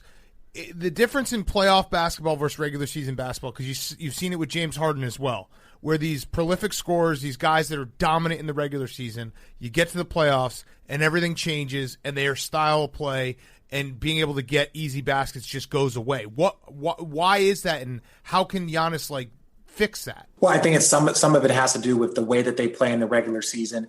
It's the way that they play. The style of basketball they play. Now, understand this. A lot of people say that, like, oh, basketball slows down come the postseason. Well, that's not true, because you just have you have teams that take better shots. You have teams that play better defense, and you have teams that don't turn the ball over. When you don't turn the ball over, that leads to transition buckets. Good teams don't turn the ball over. That's why they're a good team. So the game slows down because the play improves. And so I think for guys like Giannis, you have to work game one on things that will help you guys win come game, 83, which is ideally the postseason. And so it's like, if you're just like, oh, we're going to play this and we're going to dominate and we're going to win every single regular season game, but you're not working on anything that will help you prepare for a longer term series, then that's a failure. And I think a lot of people put that on Coach Bud. That's why he was on a little bit of a hot seat. I think for them, it's more about just like, hey, okay, Giannis, this second half, you're not going to be the point guard. Well, what if we lose, coach? Doesn't matter. Our job is to prepare our team, or we're just not going to play you in the fourth quarter so that these guys can get minutes playing this style, or so we can work on, we're just going to have you in the post, or we're going to space you out so guys are able to, like, handle all the different styles that can be thrown at you come postseason. But that might cost you regular season games, right? But it will prepare you for the postseason. What about the Heat? They seem to be another team that, I don't know if we've forgotten about the Heat, because they were, obviously we talked about them a lot at the end of the bubble, but they were a team that seemed to perform better in the conditions of the bubble, where everybody else kind of, like, no other team embraced the bubble like the Heat did. I'll put it that way. Like Jimmy Butler being like, no disrespect to families, but I'm glad that I'm here without my family so that I can win. Are they going to, like, be able to use any of that momentum that they got from last year? Do you think that that's going to carry over into this year, or do you think that they might take a step back? Yeah, because that confidence, once you get that confidence, like for guys like Tyler Hero, Duncan Robinson, Bam Adebayo, that young core that they have when you add Jimmy and Goran, it's like, once you've seen it, it's like, there is no big game. Right? There's not a big game on a Thursday in OKC. Why? Because you played in the NBA Finals. So that confidence is now instilled in them. They know what it takes. They've played that many games. I think that group, though, they played well because there was no crowd. And you saw it. It was more of young players really excelled, whether it's Jamal Murray, Donovan Mitchell, what we saw from Tyler and Duncan Robinson, even guys like TJ Warren, and you saw Devin Booker. These guys played really well in the bubble. And, the superstars obviously played well, but the noticeable jump and like high level play was from the younger players. When you don't have travel, when you don't have to deal with crowds, when you don't feel that pressure of like, oh, we're down, 2-1 going back, we got to play another road game. That's a lot of pressure. And so when you take away that out and it's just basketball, but that's where experience for older players typically come into play. But that wasn't applied because it was one big neutral site with no fans. Right. And I actually think this might be a little bit of a hot take, but I think it's right that James Harden no longer being in the conversation for Miami, I think that might be a good thing for the Heat. I don't see how he would have fit in with their team and how they were playing, at least last year when they showed that they can compete out of the East. And now we're talking. Well, I think I think that's tough. I think we discredit James Harden partly because of some of his own doing, but he's one of the great basketball players of this generation. One of the great scorers of all time, MVP, top 5 in MVP voting in the last 6 years. So it's like to say that man couldn't adjust his game, right? Like he played with Russell, he played with KD when he was coming off the bench. He played with superstars. He played with Chris Paul. Now there's been some things that have happened, but ultimately what you've seen with Anthony Davis, what you've seen with guys like LeBron James, D Wade, Chris Bosh, when you see Kevin Garnett and Paul Pierce, when you see these superstar team up at a latter part of their career, it's because they're really just focused in on winning and not like numbers, not stats, not all of that stuff. So if James says he wants to go to Miami, no, Pat Riley runs a tight ship, Spoelstra runs a tight ship, Jimmy Butler, the way they compete there. So I think he could fit in. I think it's just a matter of whether or not that would be the long-term place that you would want to give up your assets that can carry your franchise for the next 10 years. Do you want to give up Tyler and Bam Adebayo, which would be your focal points for the next 10 years for James Harden, who will be your focal point ideally probably for the next 5? So out of the teams in the East, there have been a couple others that have been rumored to be looking at James Harden at least. I think the one everyone's talking about at least recently is the Celtics, right? Mm-hmm. So the Celtics and the 76ers, if there's a team from the East, where would you power rank them in terms of winning the James Harden sweepstakes? Ooh, the team I want to see him there with is Milwaukee. I think he is the player he needs. I do. I stand by that. They might not want to shift. They might not want this. But at the end of the day, I got in a little bit of a heat because I said that Giannis might be a Pippen. So everybody blew up. And I was like, no, the context is Giannis might be, when it comes down to the last 2-3 minutes of the game, he can't be your best player because of the style of game that he has. He's not a great free throw shooter, not a great jump shooter. Everybody packs in the paint, and the guys that he kicks it to, they can knock down shots. They can do this. That's why they're good, but they're not that fearful of them beating you. And so if you put James Harden on that team in late game, right, where it's like you need a bucket, you need free throws, you need someone that can create for himself and others, and he spaces the floor, I think James Harden, or let's say even guys like Dame Lillard, would be a perfect fit for Giannis. No different than Anthony Davis is a perfect fit for Bron. I think some of these pairings that you see, I think, Porzingis is a great fit with Luka. So I think all of these teams, unfortunately, have young superstars. Do you want to give up a Jaylen Brown? Do you want to give up a Marcus Smart? Do you want to give up a Ben Simmons to get James Harden, who is in the latter third of his career, with guys that are in the first third of their career? That's kind of scary. Like, it's a hard one, especially the way James has handled this situation in Houston, knowing that he only has 2 years left on his contract. So you're giving up a lot with a lot at risk. So that's where it becomes a little dangerous. Counterpoint, there's only one ball. Yeah, I don't worry about the one ball situation. What do you mean? There's only one ball.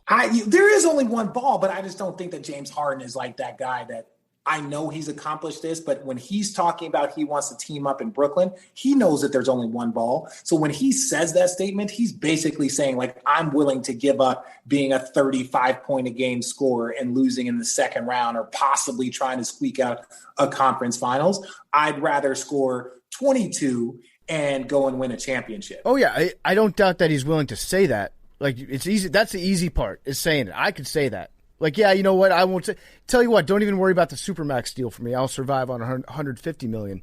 But like, you know what? He's selfless when he says that. He's really he's like, hey, look, I don't need 280. You give me 225 and like we'll call it square. Yeah, but when it comes down to, I mean, even you have to admit that like when you think about the lineup of the Nets and then adding James Harden, so you got KD, Kyrie, DeAndre, who's the lost triplet that we don't talk about that much, and then James Harden, like your mind, the first thing you think of is there's only one ball. Yeah, you think of that, but I also am excited to see what these superstars are willing to sacrifice. There was only one ball for Kevin Garnett, Paul Pierce, and Ray Allen and Rondo, right? There's only one ball for a lot of for D Wade, LeBron, and Chris Bosh, and Chris Bosh ended up having to sacrifice the most. You know, who he's going to be a second ballot Hall of Famer, should have been a first ballot Hall of Famer, in my opinion.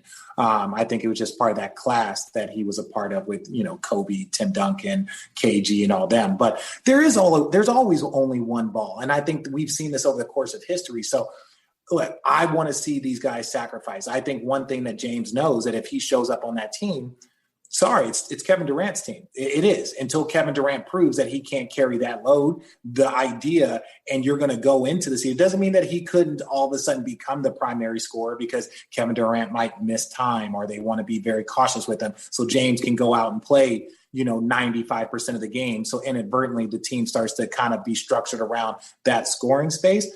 But ultimately, like, that's Kevin Durant. Like, Kevin Durant is the guy that was like battling to be the best player on the planet with LeBron James. And so it's going to be his team. So if he's saying he's willing to go there, he's also, he turned down $100 million extension. He was going to get $50 million a year at the last part of this contract if he would have signed the extension. So for a guy to turn down $50 million a year for 2 years, you're saying something to me. You're saying that you're willing to sacrifice. I know that just says something, but like, no, I'm going to wait on this $100 million. That's tough. That's a lot of money. Give us a team in the East that you're excited to watch that people aren't really talking about as much. Ooh, I'll say the Wizards. I say the Wizards. I'm excited to watch, Russell Westbrook. Like, this man carries a load. Like, when we talk about like, you know, carrying the weight like he did in OKC. John Wall's had a ton of injuries. Bradley Beal hasn't been the most healthy guy. And I know that Russell has, but if you look at how much he's played, the way he's played, like, this is a man that plays a ton of games and plays a ton of minutes. So if he can stay healthy, I think the Wizards can crack the postseason, which, you know, is right where they need to be. I like that. That's very optimistic. Yeah. Can you say something nice about my Bulls? About your Bulls? Oh, yeah. Well, no, you got a good coach. That's always encouraging. That took first way too long. Yeah. The guy that's going to teach them how to be better is good. Now, first of all, you got a new GM that is very good. Arturis, he was in Denver. And you saw the player development there with Jokic, Jamal Murray, Gary Harris, Malik Beasley. You've seen, they had bringing in Porter Jr., drafting Bol. So if where he's leaving, Denver, and you've seen what they've done and what they've been able to accomplish, and you see the young talent there in Chicago with Lauri Markkanen, shout out, bear down, go Wildcats. Then you have so many other Zach LaVine. When you see that young talented crew, Wendell Carter, Patrick Williams, drafted. Yeah, maybe, but I don't know. I'm in. They're not going to be good. Let me say this. They won't be good, but I don't think they're going to be a debacle. They won't be the worst team. I don't think. Let's put it this way. I don't think they'll have a top 5 draft pick, which means they're trending in the right direction. Yeah, no, that's not true. What you just said, that's not true. Like, you think they'll still have a top 5 pick? No, I'm saying not having.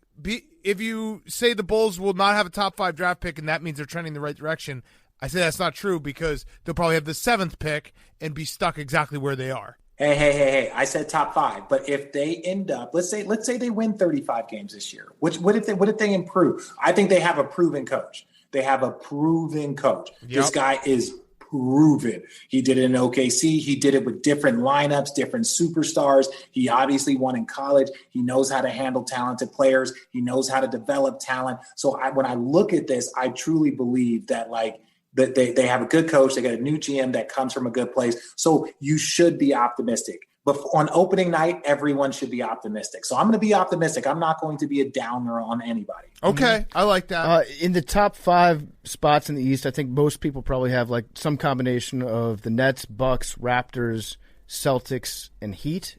Would that be fair to say? If you were to pick another team that might – there's always like one team, I feel like, that finds themselves in the conversation for like the 4th or the 3rd seed towards the end of every season. Who would your surprise team be in the East? I don't have a surprise team, to tell you the truth. Because we talked Atlanta. I'd say Atlanta. Okay. Yeah. Atlanta, because you look at what they added. You look at the talent that they have. If they're young talent like John Collins, Trae Young, if they make that jump, they added Rondo. So like now you have that veteran guy that can help keep people in check, that can kind of direct guys when it gets a little out of sort. Because look, I love Trae's numbers and his stats, but he's a very offensive guy. So you need someone to help him on the defensive end. I like that they brought in Bogdanovich from Sacramento. So you add another scorer, another shooter to that team.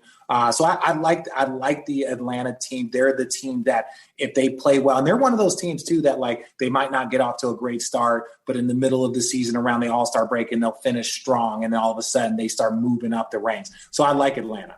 Okay. I think Atlanta's definitely one of those teams that everyone's excited to watch, like on League Pass. So who's your pick out of the East? Are you going with the Nets? That's a tough one. Okay, so I always preface this whenever I pick champion or whenever I pick like who I have coming out, if they are healthy. If they are healthy, I believe it's the Nets and it's the Bucks are the top 2 teams.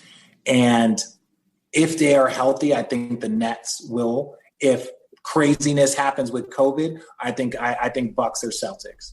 Okay. And this is before no James Harden trade. We can't I picked this team and then James Harden goes there and throws a wrench in it. That's not it. Okay.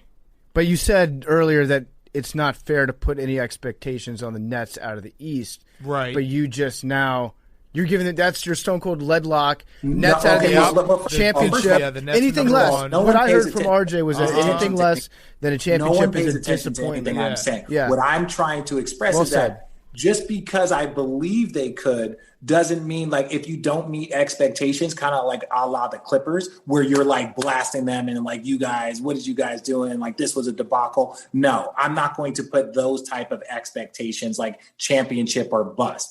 If the Nets can get there have 2 brand new head coach and 3 other head coaches on their staff and 2 superstars, especially with the trade rumors of all the other guys, when you look at Spencer Dinwiddie, Karis LeVert, all of those guys that are on that squad, then I think you start to put like pressure on them. But I'm not going to say if they don't win the championship this year was a failure. Those are the type of expectations that you put on Lakers, Bucks, Clippers, and I would say the Nets are on the outside just because this is their first year together. Did you just accuse us of putting those expectations on these 100%. teams? You guys are putting negative expectations on them. When you put together superstars on a team, you're supposed to win. Like the Nets to say the Nets aren't trying to win the championship this year would be insane. They are. Well, yeah, they are trying to win the championship this year. But what I'm trying to express to you is the way the Clippers and the Nets, if we look at last year's Clippers and this year's Nets, right? So last year's Clippers, frauds, championship head coach, all this other stuff. They had the 6th man of the year. They had the deepest team. They had 2 superstars. They had the reigning finals MVP. Paul George was a top 5 MVP finalist the year before. So you look at all this talent and then the way they feel with the Nets, 2 guys coming off injury. This is their first year. Especially Kevin Durant coming off a major injury, and this is your first year with a brand new head coach. My thing is this: if they lose in the conference finals, I'm not going to blast them the way I did the Clippers.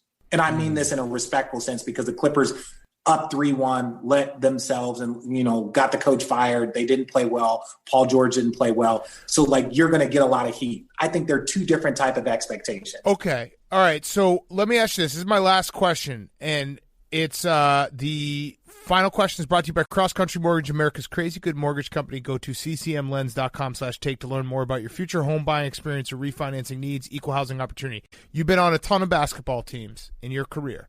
How much does it actually matter for guys to get along and be at least maybe not friends, but enjoy being around each other? Because that does feel like what part of the Clippers, falling apart last year, it felt like they never were like a team. So how much does that actually matter, or is that just from a media perspective a hot take thing that we like to try to say? Oh, okay. Let's take the Clippers out. Let's look at. We all watched The Last Dance, right? We all watched the Bulls in this like 6-run era, and even the first three-peat versus the second three-peat, and they were mad at Horace Grant and Scottie Pippen was back. You cannot have growth without expansion. You can't have growth, and you can't have high-level players without some sort of friction, because friction can motivate. And even Phil Jackson would kind of push that and like kind of make sure that guys were always, pushing each other. You saw Michael Jordan talk about fighting Steve Kerr. Like, these are guys that ultimately respect each other. So I think if The Last Dance taught us anything, is that there is no championship team that are just holding hands and skipping their way to the finals. There's going to be moments where you don't want to talk to each other, where you can't stand each other, where you have, beefs here and there. So I think you need to have a level of respect for each other more than you have to get along with each other. I think it was like when you heard the Clippers talking about, well, I didn't like, the guys, anonymous sources didn't like the treatment of Paul George and Kawhi. Well, that's stupid, because LeBron and Kyrie, they got special treatment when I was on the team, right? Michael Jordan and Scottie Pippen got special treatment. Dennis Rodman was given a week off, or given days off before the finals or before the postseason to go like travel around and do whatever he wanted in Vegas. And so it was like Phil Jackson was like, I know that this man needs a rest day. He needs a mental health day. He needs to go do what he does. So like, if you know that there's going to be special treatment for superstars, when I heard that out of the Clippers camp, whether it was anonymous sources, real or not, that's silly. Right? Everyone's going to be treated differently. So I think that you have to respect each other. You don't have to get along. I think that's been proven time in and time out. You don't even need to get along with your coach. You just need to have a respect to get the job done. So what you just basically said is Kawhi's a bad leader, because the Michael Jordan was the leader. And I agree with you. You don't have to get along, but the respect and the friction is important. Kawhi just kind of let Paul George like walk around and say he's playoff P. So, yeah, Richard Jefferson just called Kawhi a bad leader. Well, this is the thing. You're not going to get a soundbite from Kawhi if you ask him about that. So my thing is like, no, I did not say that. Mm-hmm. And one thing that you need to understand, and one thing that I've learned as I've gotten older and as I went my way through like sports, just because you are the best player doesn't mean you are a leader. And that doesn't mean a not. There are great leaders that aren't great players. There are great players that aren't great leaders. It's really about what your team needs. You don't need Kawhi to be this vocal person if that's not in his nature. Tim Duncan was never that. Jason Kidd was never that. You just need players that are willing to lead by example on the court, whether it's effort, practice habits, how they like work with their teammates, how they respect the coaches. That's what you need from a leader. So I don't need Kawhi to be a great leader. He wasn't a leader in Toronto. He wasn't a leader in San Antonio. And I mean that as like, it was Kyle Lowry was the face of the leadership group. It was Tim Duncan and Tony and Manu were the face of the leadership group and Coach Popovich. So I don't need Kawhi to be this like, hey, we're getting everybody together and we're doing a team dinner at my house and make sure. No, that's just not who he is. He's kind of a quiet, introverted person. That's fine. But you have to put people around him that will play the leadership role. Okay, I like that answer. I agree with that. Robots follow commands well. They follow instructions. They don't have artificial intelligence to the point where they can go ahead and lead. Would you though agree though everything you said? I agree with what you just laid out there. But would you agree that having your best player also be your leader probably makes it a little easier? 1,000%. But now you're just being greedy. Now you're just being greedy. It's like, well, I need you to be, again, like a LeBron James, a Michael Jordan, a Kevin Durant, like all of these guys, you look at them and you're like, yo, they're amazing players. But all of us as people that love sports can point out flaws. Right. We can point out, Kevin Durant having a burner account. We can point out Kyrie spraying sage around the arena. We can point out Bron being too emotional at times. We can point out, Chris Paul, having, an injury history in the postseason. It's like, you can point out flaws with all of these great players. And that's why it's so fun to kind of watch the NBA season kind of go about and see like which one of these players are going to be able to like put their flaws or put their things aside and really excel and be the best version of themselves. I actually like the two things that you mentioned first, though. I like the fact that KD's got burners. That is actually endearing to me. And he says he still has them, which I respect. Yes. He says like he still has it because look, sometimes he wants to interact and talk trash because people do get reckless online. People do get reckless. Some dude was talking trash to me the other day and was like, why is Jefferson this? He's a bum. And it's like, dude, I was going to say something smart, but it was like, why is it like I've made 9 figures playing basketball? Why is it that you want to call me a bum? I'm okay with that. But it's like, if we were sitting together at a barbecue, if I show up at, because I'm dating your sister, you're not going to call me a bum like if we're sitting here, but you want to get all excited on Twitter and you want to talk all this trash and have everybody laugh. And so I'm okay if you want to have a burner account and just kind of shoot back at some people because you know what? People shoot recklessly all the time. Yeah, you got to let it off steam somehow. I think it's probably a good, like all things considered, it's probably good for his mental health to be able to log on. Like and if tearing down other people and if that makes you feel better about yourself, then like, cool, man. Like that's more about you than it is about me. Yeah. So like I said, everybody's got something about them that they have to kind of either overcome or suppress in order to maximize themselves as an individual. So whatever that is, it's fun to kind of watch it go on in the sports. Yeah, and I also like Kyrie burning the sage to cleanse the arena. Yeah, like Kyrie I hope he does that all year burn long. It's good to have like these types of personalities in the NBA that you can like get behind or you can root against. Like if you hate Kyrie and you hate the Nets and you're a Celtics fan, like you're going to be talking about that every year and you're going to hate that. But that's what makes sports enjoyable. Mm-hmm.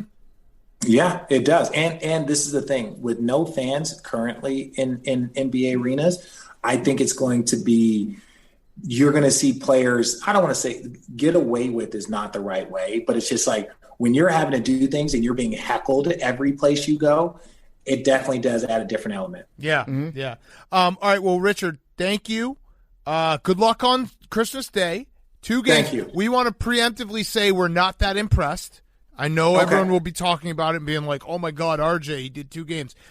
I'm probably going to watch 5 games, so that's the real athlete here. That is really impressive. I'm sitting in the seat that I will be calling the games in. So are you going to take a piss? Are you going to take a piss while you're calling the game? That'd be cool. No. I'm not going to go put my piece in a bottle and just wear a diaper. Up like this is Dumb and Dumber. Like we get bathroom breaks. Okay. What's your meal plan situation? Are you going to eat a heavy meal because you have to stay careful, awake? Be 2 careful. days back to back. Oh, like that's going to be the tricky one. But luckily, because it's the 7:30 tip off, I'm out west. Like for my partner Ryan Rucco, it's going to be a 10:30 tip off. So he's got to, the key thing is like, you got to get that early game in. You got to eat, then you got to take a nap and then a light dinner. Then after the game's over, eat enough to put yourself out. Hey, get out of here. Hi, buddy. What's up to no, RJ's outside. son? What's up, RJJ? See, this could happen. This could happen on Christmas Day. You have to what if this prepare happens on Christmas Day? You can't say that. No, that's true. But see, the real reason why is because his Christmas presents are down here. All right. Well, thanks so much. We really appreciate it, RJ. Good luck on Christmas Day. Always good to catch up with you, man. Yep. Oh, man. You guys are still the best doing it, man. Always good to be on here. All right. Thanks so much, man. Nets or bust. Yeah. Yes. All the pressure. We didn't talk about the Knicks. I can't believe that. No. Who cares about the Knicks? Okay, there. We talked about the Knicks. Boom. The Mecca. Mecca's here. Obi Toppin. Yeah. Ain't no stopping. Obi Toppin. Yeah.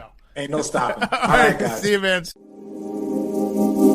Okay, we're going to wrap up with Guys on Chicks, but remember, we don't have a show on Friday, Christmas Day. We're back on Monday, full Week 16 recap, regular show, best of Wednesday, and coming up the week after, we got a trophy, right? The most exciting trophy, the most important trophy in all of sports, the Lowman Trophy.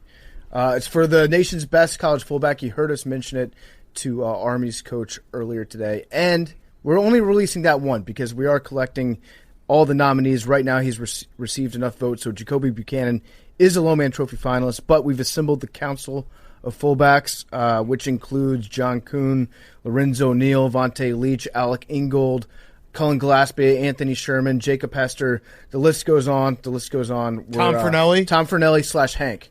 So we actually got Hank's vote yesterday. Okay. And actually, Hank, you were the first person to nominate Jacoby Buchanan. Nice. So congratulations. Hank said 474 yards, six touchdowns, but mostly because he's listed at 6 foot and 260. So well said, Hank. Nice. So yeah, we will be getting to the Lowman Award next week. So be on the lookout for that. Going to be some great guests coming out of that, some solid videos. And it's all presented by Chevy Silverado. Nice. So we're like We should do the Low Man House at some point. Yes. As bleep out and when I called it Whoa. that. Whoa. They've got the Heisman Trophy. We've got the Low Man Trophy with a grittier company, Chevrolet Silverado. Hop in one. Yes. All right, let's wrap up with some Guys on Chicks. Reminder, again, I feel like we got to remind everyone. It's actually like reminding Browns fans that there's a potential you could not go to the playoffs at 11-5. We won't have a show on Friday, but we'll be back on Monday with a brand new show. It will be me and PFT and Bubba in studio, raw dogging it. Hank, are you going on vacation? No. Oh, but you're not You're just not working. No, I'll be editing the show. Oh, okay. Remotely. We're in a panty. Do you want me to come back? No. Oh, I want you to if you want want to come to. back. I don't want to come back. Okay. Just to record the show that I'll be editing. So. Okay. But what about hanging Just with talk us? about Hang sports. out with us, watch some games, Get some with chicken us. wings, some Chinese food. We're a little worried though because I think it's going to just be me and PFT in the office, and we do not know how to work the TVs. So I'm very worried about that. Wait, I'm worried about everything now. I told you, and you're like, "We'll figure it out." No, I was like, "No, dude, I don't think so." There's the TVs, and then there's like this whole thing, our desk. How do we plug? Are we No, gonna... Liam's going to be here. Oh, okay. But he's not going to come in until later, so we're going to be here at like 12:30 and be like, "Well, how do I turn on the TVs to watch the Bears game?" I think we'll probably just end up turning on every computer in the office and illegal streaming all of them at once. All right. That's a future me problem. That's never going to come. Week 16 is never going to be here. All right, Guys on Chicks, and sending everyone off to a hopefully Merry Christmas. Hi, Hank, PFT, and Buffcat. My boyfriend and I recently moved in together, and he works from home virtually. If his day ends in a meeting, he almost always masturbates right after the meeting, and I have no idea why. Is this normal? Is he blowing off steam, or is it because he finds some of his coworkers hot? Does he work at the New Yorker? Would be my first question.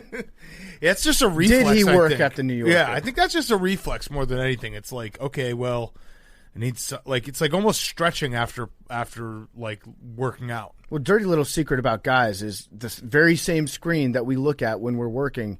It reminds us a lot of the same screen that we look at when we're jacking off. So it's like Pavlov's dog almost. It's like, wait, I'm on the internet. You know what else is on the internet? Yep. You jizz. Yep. I'm here, and there's a lot of chicks here too. Okay.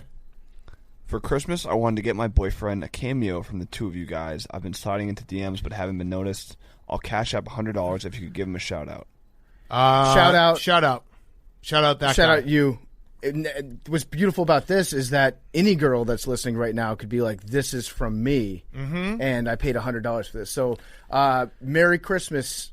Say thanks to your girlfriend for paying $100 to the ASPCA. So Cameo, I've always said that will be if you see me on Cameo, things have gone terribly wrong. But seeing that Kevin Malone from The Office made $1 million, that made me be like, maybe I should be on Cameo. That's a lot of cashola. It sounds like a lot of work, to be honest with you. Yeah, but it also sounds like a lot of cashola. That's $1 million? Billy's getting his eye. Billy's like, I was on all right, Cameo guys, for a I'll second. run your cameos for you, and I'll just ask you for anywhere between 50 and 60 videos every day, and I'll just keep the money. Yeah. No, that's not what I'm saying. I had Cameo for a second, and it sucks because people complain about the videos a lot. You're thinking about OnlyFans. And you sucked at them. Yeah. No, you just like do what they say, and they're like, I didn't like the effort put into this and this, and it's just Again, like, what? That's. I'm not surprised that happened to you. No, it's a thing. You went to max effort? I did max effort. I mean, there's a lot of max Give effort. us your max effort. Okay. Get all right. Billy Football. We're Rebecca and Sarah, and we want a birthday shout out from Billy Football, and also like a cool pardon my take joke. What's up, Rebecca and Sarah? No, I actually go by Becky. Yeah. Yeah, no, exactly. And I'm Sarah Bear. What's up, Becky and Sarah Bear? What's up? How you guys doing? Hope you guys have a happy No, birthday. dude, Why do you keep calling us guys? Also, that was a douchebag way to do it. Like, I would complain about it. I'm going to file a complaint. I would like to file a complaint right now on Cameo. The Cameo that myself, Sarah Bear, and Becky with the good hair. Becky with the good hair. We asked Billy Football, and he basically made fun of us and called us guys. I think you'd need to be very exclusive with the clientele that you chose. So it would be like if you are a lacrosse player at Villanova or St. John's and you're looking to roast your buddy, then you will do that cameo. So, okay, how about now? How about I'm Chad. I'm Tyler. And this is Tyler, and it's Tyler's bachelor party. He's got a small dick, and we're going to make fun of him before Make the fun of my stripper- small dick, before Billy. the strippers come over. No, my favorite ones to do were to hype up high school teams for games. Okay, do That was that. actually All sick. right.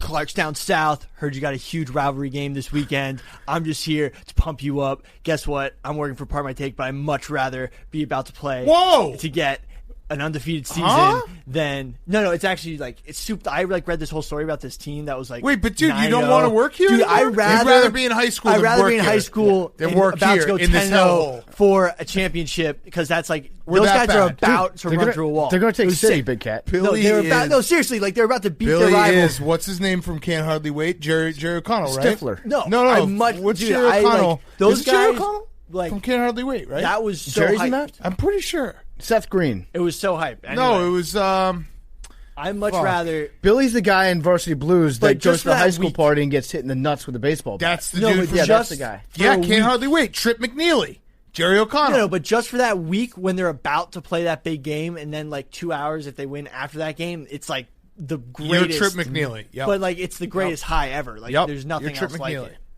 It's hype. Speaking of Kevin Malone, yeah. sup boys, especially Dad Cat. You know that scene in The Office where Kevin goes up to Pam pretending to cry because when a new mom hears a baby cry, her you know what's fill up with you know what, and then her shirt gets you know, yeah. When does that stop happening? Asking for several stained shirts. What? So, milk discharge? I don't know. I think it's because your boobs get bigger. That's why I did it. Yeah. Well, you have to like. Yeah. You have to. I mean, like You gotta milk it has to go somewhere. So when A does cow that stop can die. happening? I don't know. Ask your doctor, not me. Billy, when does that stop happening? I was just watching that quarterback punt the ball. All right, during but that seriously, bowl when game. does it answer this question for this lady? I wasn't listening. When did it was you- a quarterback punt? It was Billy, a quarterback when punt after you give birth, how long do you have milk coming out of your tits? until the baby stops sucking. So Just you can like lactate for multiple years. Wasn't that in Grown Ups?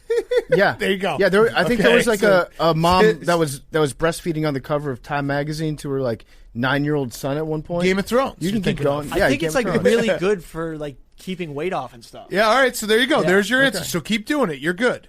That was a sick quarterback. Our doctor. Ask Billy, would you rather pay for sex or be paid to have sex? He's done both. What? No, I just don't waste your money on any sex. Wait, what? But you It's get not paid. wasted money. Well, Would you rather be a gigolo? I don't think sex should be involved in capitalism. Boom. All right, Billy Libball. Would it? Where? I don't should know. it Billy's gonna put a rose avatar in his bio. be? No, you do think it should be.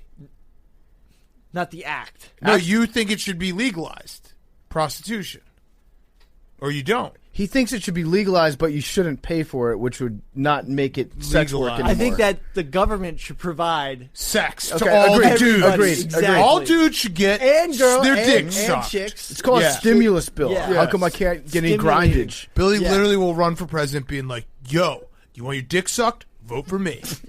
The other ask Billy was, you spot a boat full of people, but there isn't a single person on board. How is this possible? It's the Flying Dutchman. Duh.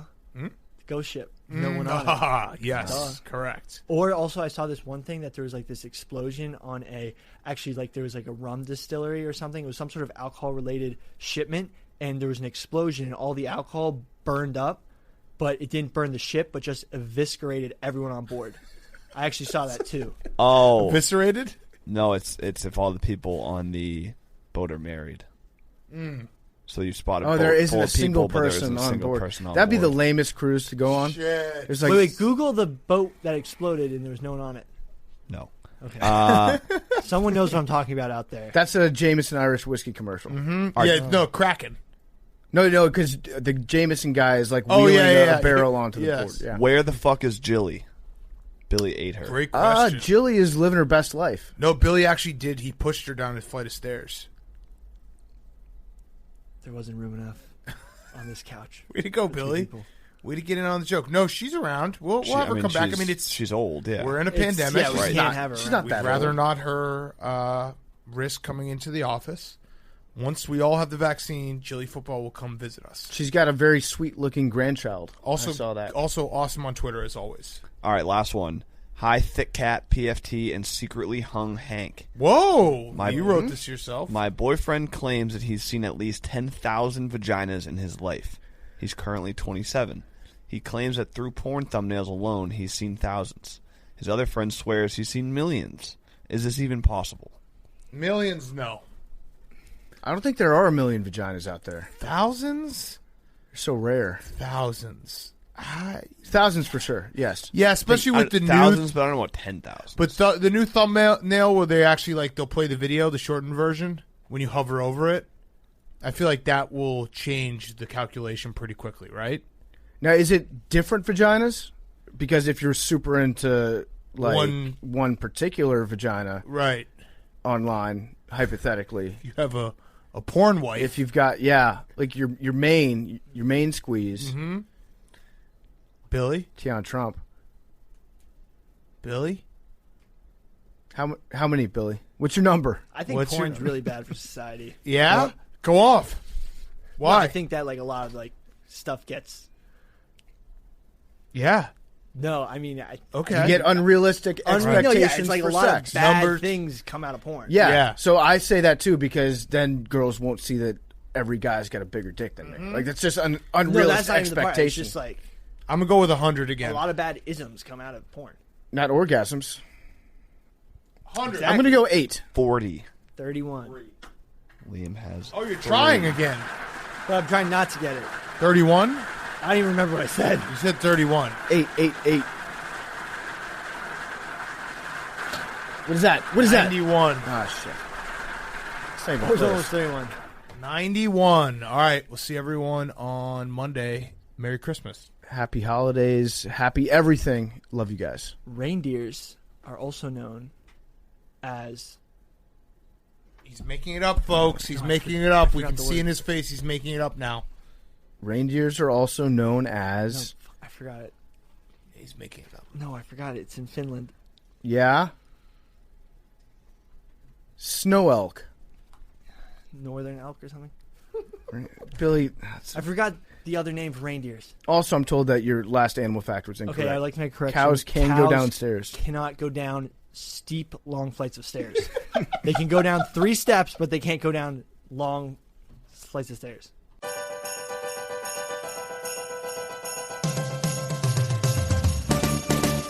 Talking away, I don't know what I'm to say. I'll say it anyway. Today's another day to find you shying away. I'll be coming for your love, okay? Take on me. Take me on.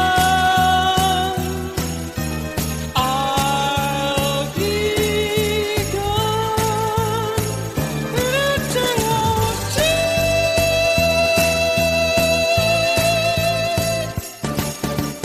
Needless to say, I'm on the sentence, but I'm eased a little way. Then life is okay. Say up to me, it's no better to be safe but sorry. Take on me. Take me on. I'll be gone in a day or two.